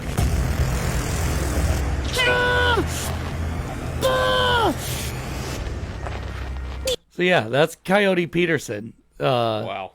He's an American treasure. Local man, too. Local man? Yeah, he was born about 20 miles from here in Newberry Center, Ohio. Oh, really? I did not know that at all. He's possible. Well, I'll be frank. I just found it on Wikipedia, but he is possibly the craziest motherfucker this fair state has ever exported. You know what?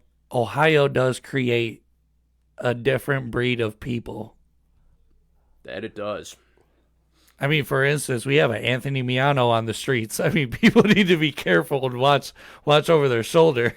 Yeah. Now, you were saying about, like, bugs getting, like, bigger and taking over Earth after humans are gone. Yeah, I believe that is a strong possibility. I thought of a way that could possibly be worse. There's nothing worse than that. Oh, but there could be. Hear me out. Suppose there were remnants of human civilization left, like machines and buildings and possibly even spacecraft. So imagine like human-sized bugs like that one being able to leave planet Earth on their own. Yeah, like an interstellar, they could actually just fly up. Like a bug strong enough with the weird chemistry of their body and anatomy, they can survive just flying through space.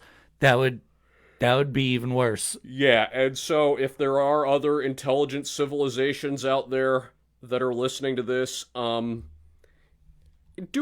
humanity a favor, and if these things ever do overtake us, just destroy planet Earth to protect yourselves. Yeah, I would destroy anything to be away from any insects.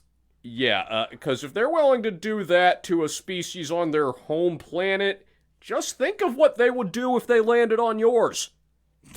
And that is damn right. That's a public service announcement from Anthony Miano. This is No Outlet Live. We'll be right back. We're going to go on a quick break.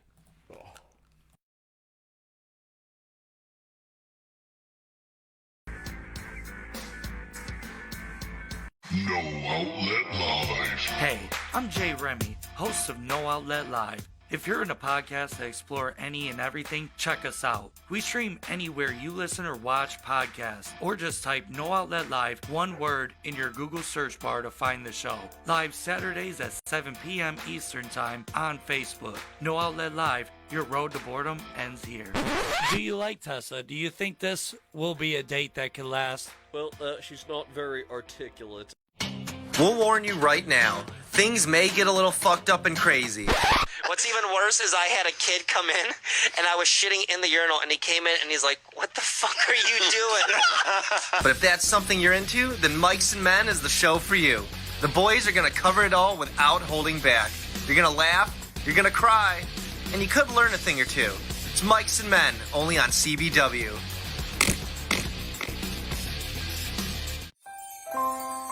"96% of adults go to work hungover the day after a holiday party.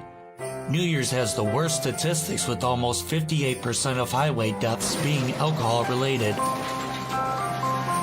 40% of highway deaths during the holidays are alcohol-related. This holiday, stay home, stay at a friend's or a family's house. Be safe this holiday season. Don't drink and drive." Guardian Roadside Solutions is ready to help with your roadside emergencies serving the greater Cleveland area. They have the knowledge and experience to get you back on the move quickly with staff available 24/7 to help with flat tires, tire damage, changes, fuel delivery, vehicle lockouts, dead battery, or new battery installs. If you find yourself or someone you know in this situation, call a Guardian at 440-833-6000.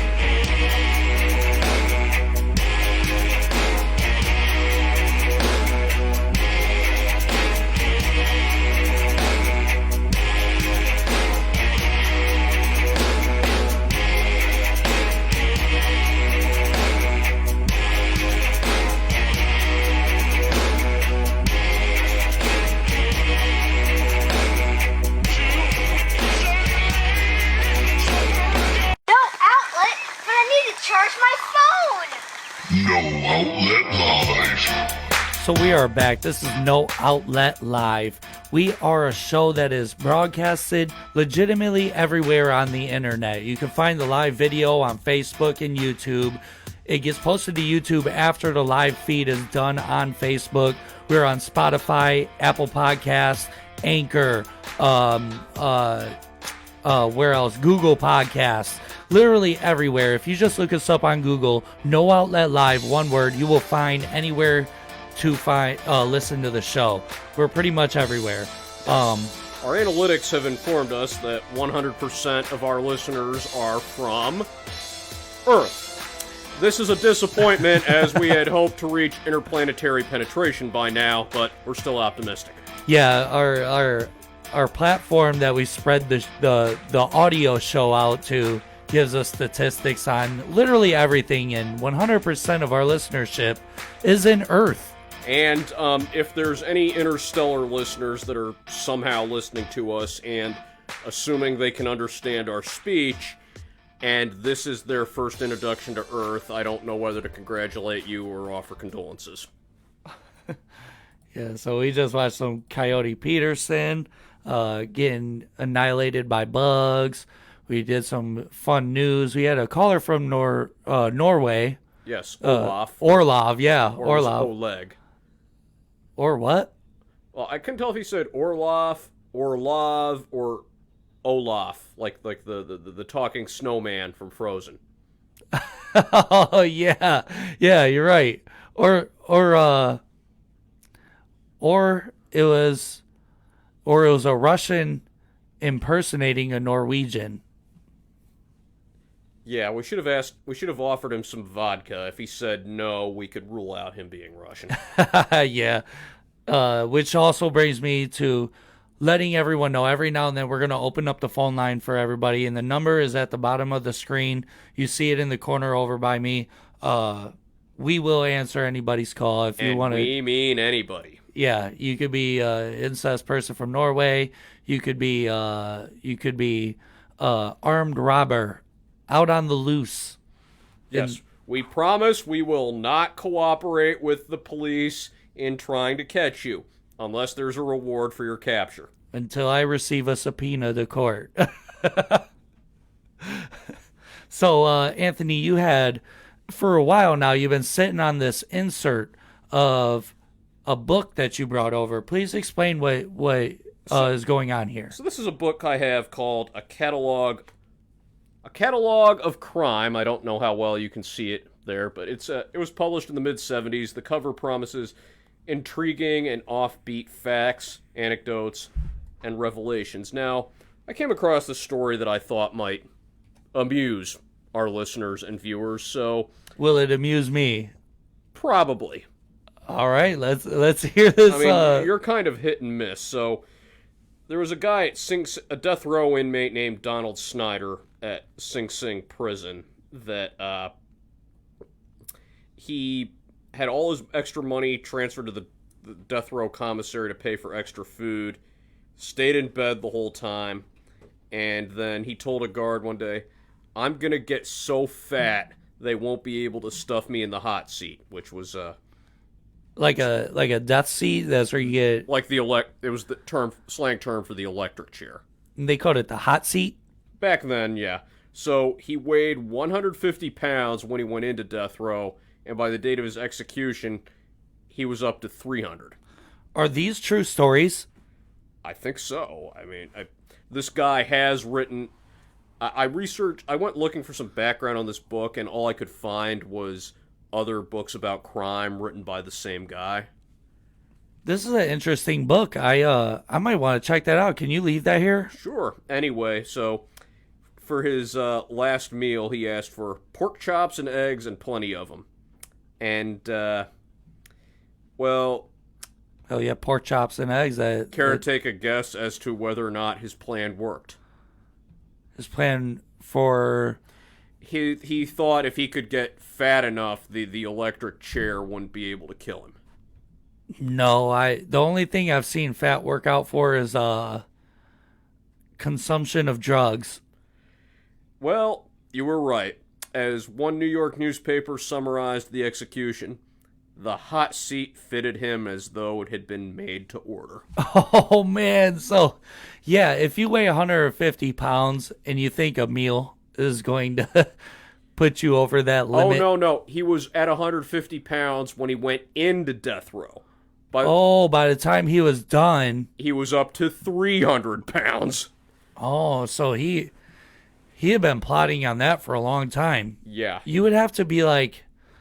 the show, have you ever watched 600-Pound Sisters? No, but I did see the Simpsons where Homer found out if he weighed more than 300 pounds, he would qualify as disabled and be able to work from home. Have you ever seen My 600-Pound Life or whatever? I've seen pictures and I thought, my God, how does this monstrosity exist? The show is really good, and there's this... There's like a Indian doctor that specializes in weight loss and how to return somebody to normal life. And he is so brutally honest with these people. I mean, he comes at them straight up. He's like, hey, you need to get to it because I can tell, yeah, you think you're on a diet, but what happened? You ate 2 large pizzas from Domino's yesterday. And they'll be like, No, I didn't do that. He's like, oh, okay, yeah, sure. Okay, I'm now, pardon me for this exaggerated accent, but now I'm picturing, what the fuck is wrong with you, man? Do you know how many people in most parts of India it would take to reach your weight? 9! Oh my... I feel like I should be compassionate and understanding, but when they put themselves on TV like that... All right, so wait a minute, I'm about to show you a clip of My 600-Pound Life. Oh, go to the second one. I want that one. Looks like the best. The doctor's most savage moments. This is what I'm talking about. Actually, with the eating habits, I've been doing really, really well. So I don't know, other than the fact that I'm putting on water. So you're saying you gained 60 pounds of water on a car ride here because you're sitting up? That's not reality. Honestly, I don't know what else I can tell you, but it's the truth. He said you are not living in reality. Dr. Now's lines Sitting up does not lose weight. Some of the most memorable quotes from My 600-Pound Life. You can always count on him to shut down a water weight excuse, or any of the ridiculousness he encounters with patients on the show. In today's video, we're going to look back on some of Dr. Now's most savage moments. Their diets. Before we get started though, leave a comment down below. Come on. Letting us into psychotherapy. But Benji is more interested in speeding along with his skin removal surgery. I hate this guy. Dr. Now questioning whether Benji... Okay, from the looks of it, why is that guy on there? That was probably somebody's wife or husband. I was going to say, because... All right, so Bethany, it is a little over 4 months since your weight loss surgery, and you already started gaining again. So obviously, that's a very bad situation we have with you. So you want to tell me what's going on and why you are pushing yourself to eat what you shouldn't be again? I don't know. I'm sticking to the sheet that you gave me of what not to eat. So I'm eating like real food, like you told me to. No, she's I don't not. know why I didn't lose anything. He knows I don't think better. The surgery is working like it should. It just doesn't make sense. What you're saying is what doesn't make sense. Let me explain something to you. You started out hoping in a magic fix, and then you applied yourself and took control for a few months until you got weight loss surgery, and then your emotional issues came to the surface. And dealing with that is really hard stuff. And now you're hoping in a magic fix for that. And until you take your psychotherapy seriously and do what you need with that, this trend and direction you headed is going to continue. And if that happens, you're not going to make it. So you have a very important choice to make. Whether you want to turn your life... Now, everybody on this show, everybody's going to this doctor. A lot of them play games with him, and he doesn't play the games with them trying to battle around. He wants them to continue. He makes them lose a certain amount of weight before he performs surgery. He does the surgery, and a lot of people turn around and go back to their old habits. And he gets very upset about it because they'll come back in line and be like, well, the surgery doesn't seem like it's working. He's like, you're eating chicken wings and pizza and all this stuff that you really shouldn't eat. You're going to fast food, and I told you to stay on a regimen. And he's hard to understand sometimes.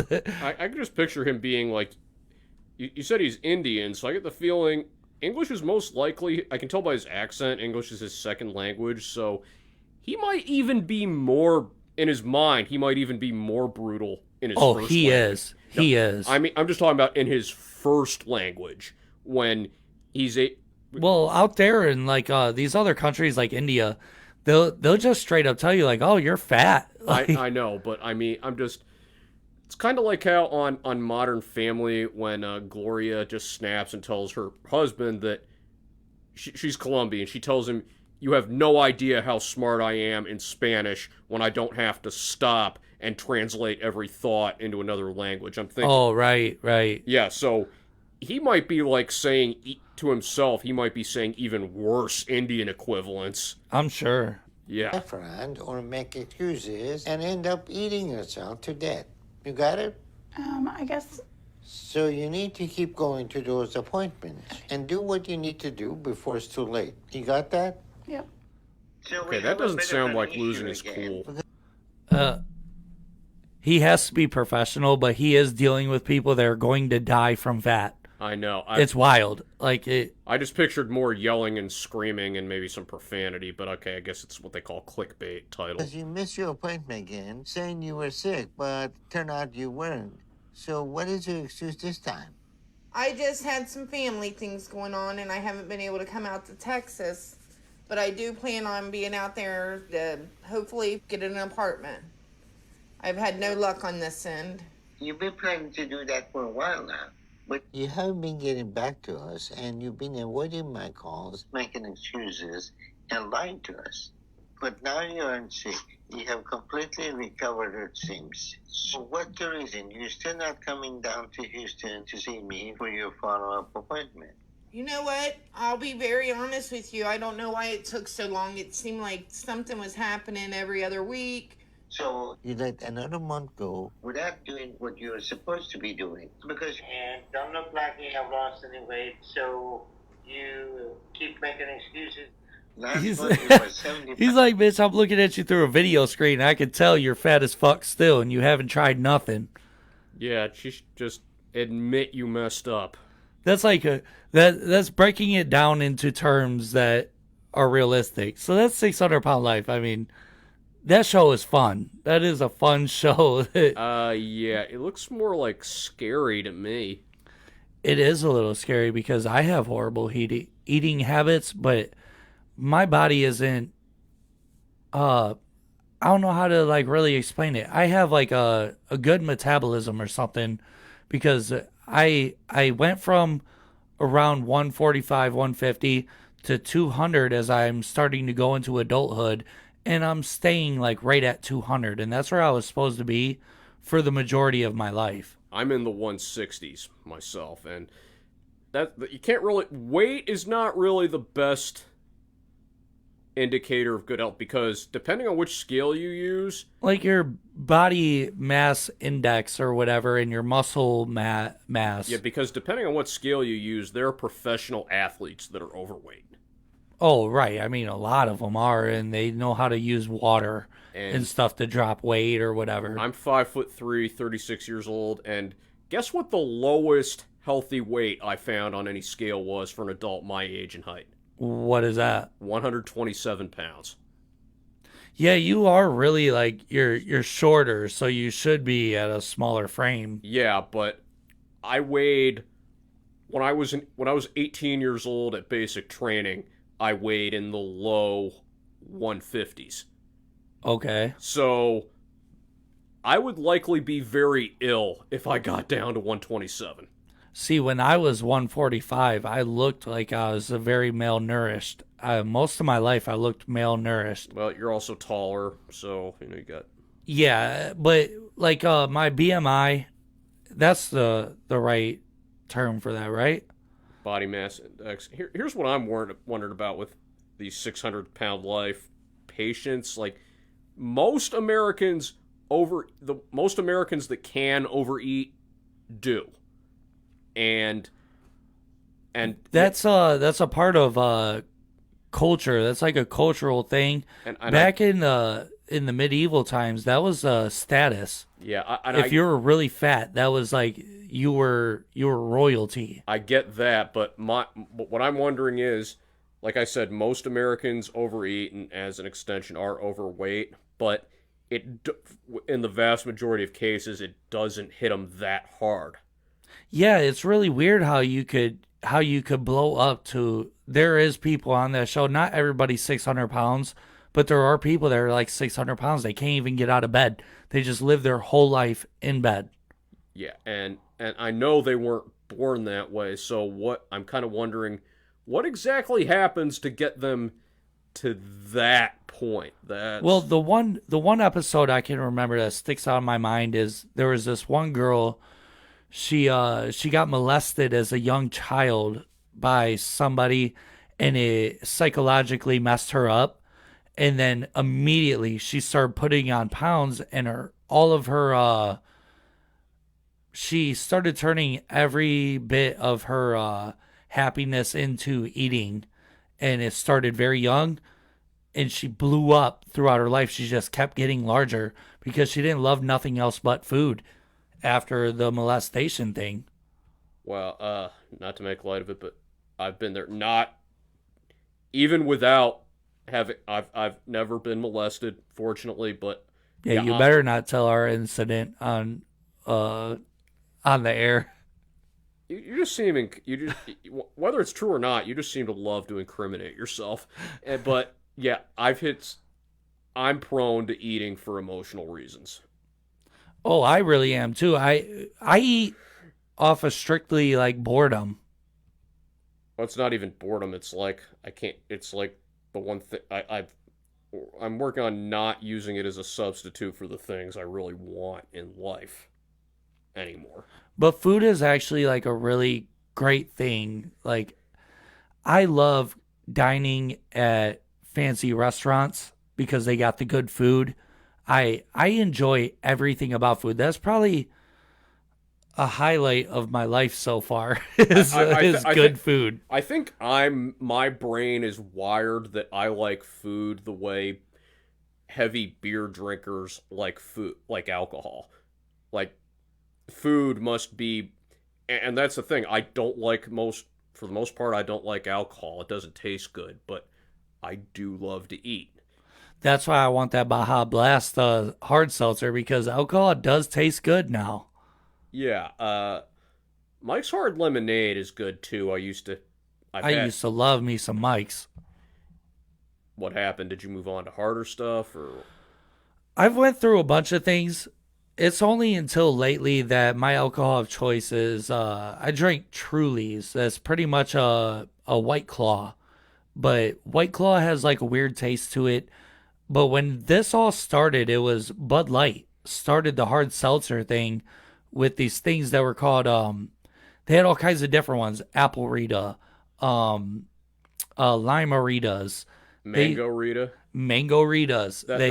That's a line from, there's this country song I love called Unforgettable by Thomas Rhett, where he's like, I can taste that mango Rita you were drinking, and subsequently every time I hear of any kind of drinks like that, I think of that song.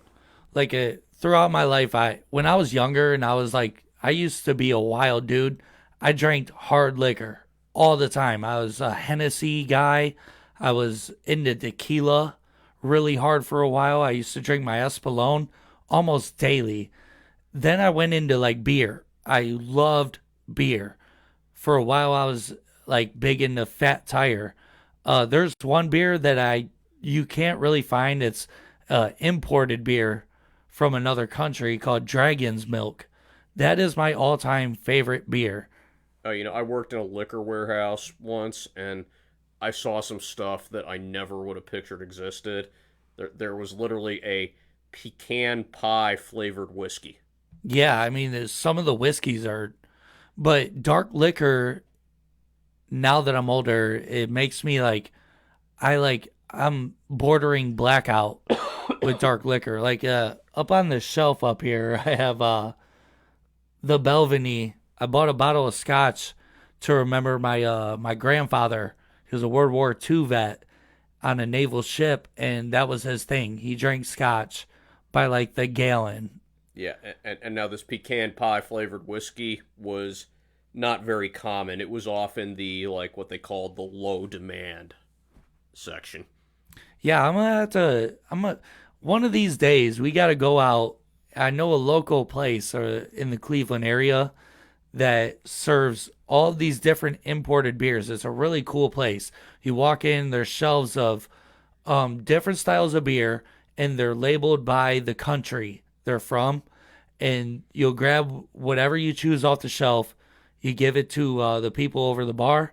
They chill it in like 3 minutes and give it to you in a glass.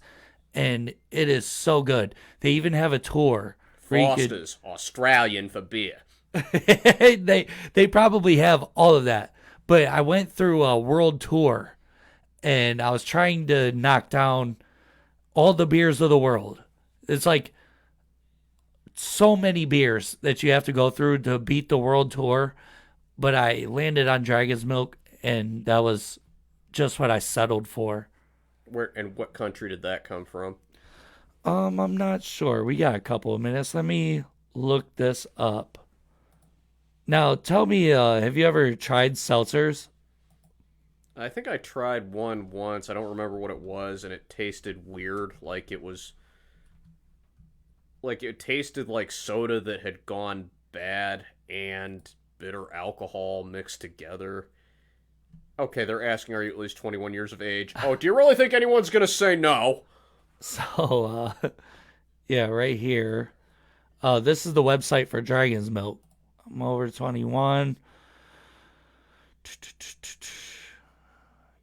I do like their logo. They're This is like a Guinness almost. It's very it's like a thick chocolatey style of beer. If you remove words like reserve, that logo and that packaging would also work great for energy drinks.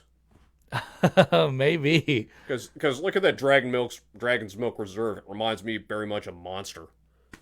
Okay, so New Holland, I'm not really sure where that would be.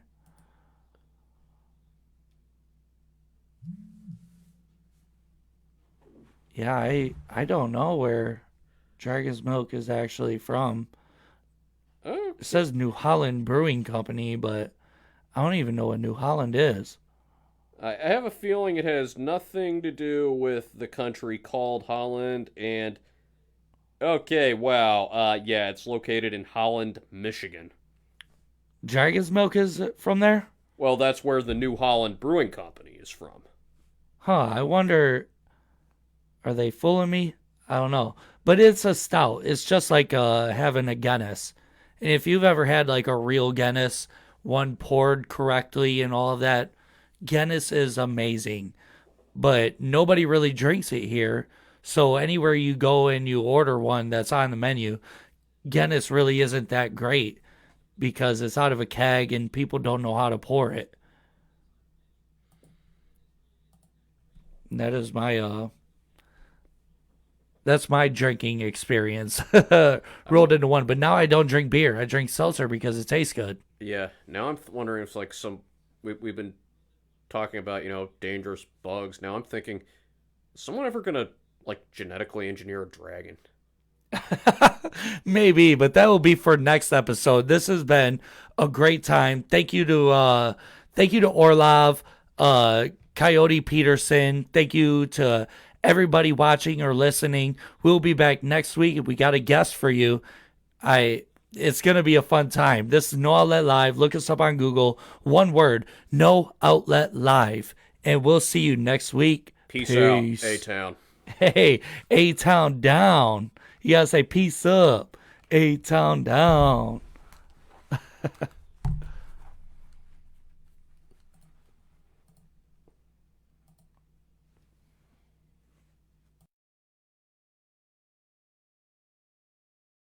Check us out. We stream anywhere you listen or watch podcasts, or just type No Outlet Live, one word, in your Google search bar to find the show. Live Saturdays at 7 p.m. Eastern Time on Facebook. No Outlet Live, your road to boredom ends here.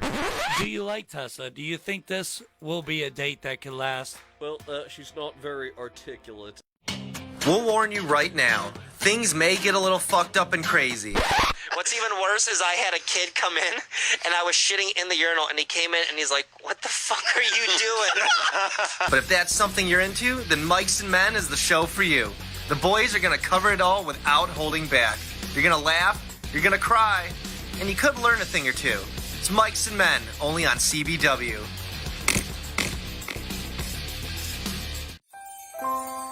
"96% of adults go to work hungover the day after a holiday party. New Year's has the worst statistics, with almost 58% of highway deaths being alcohol-related. 40% of highway deaths during the holidays are alcohol-related. This holiday, stay home, stay at a friend's or a family's house.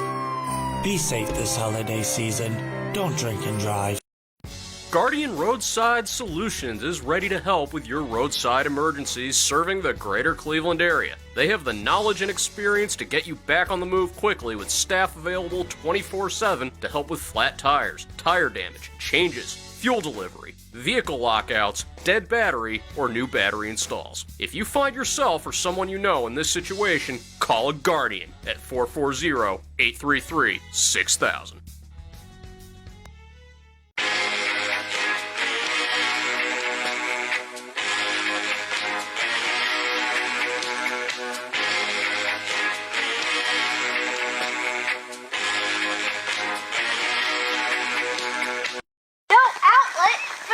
Charge my phone!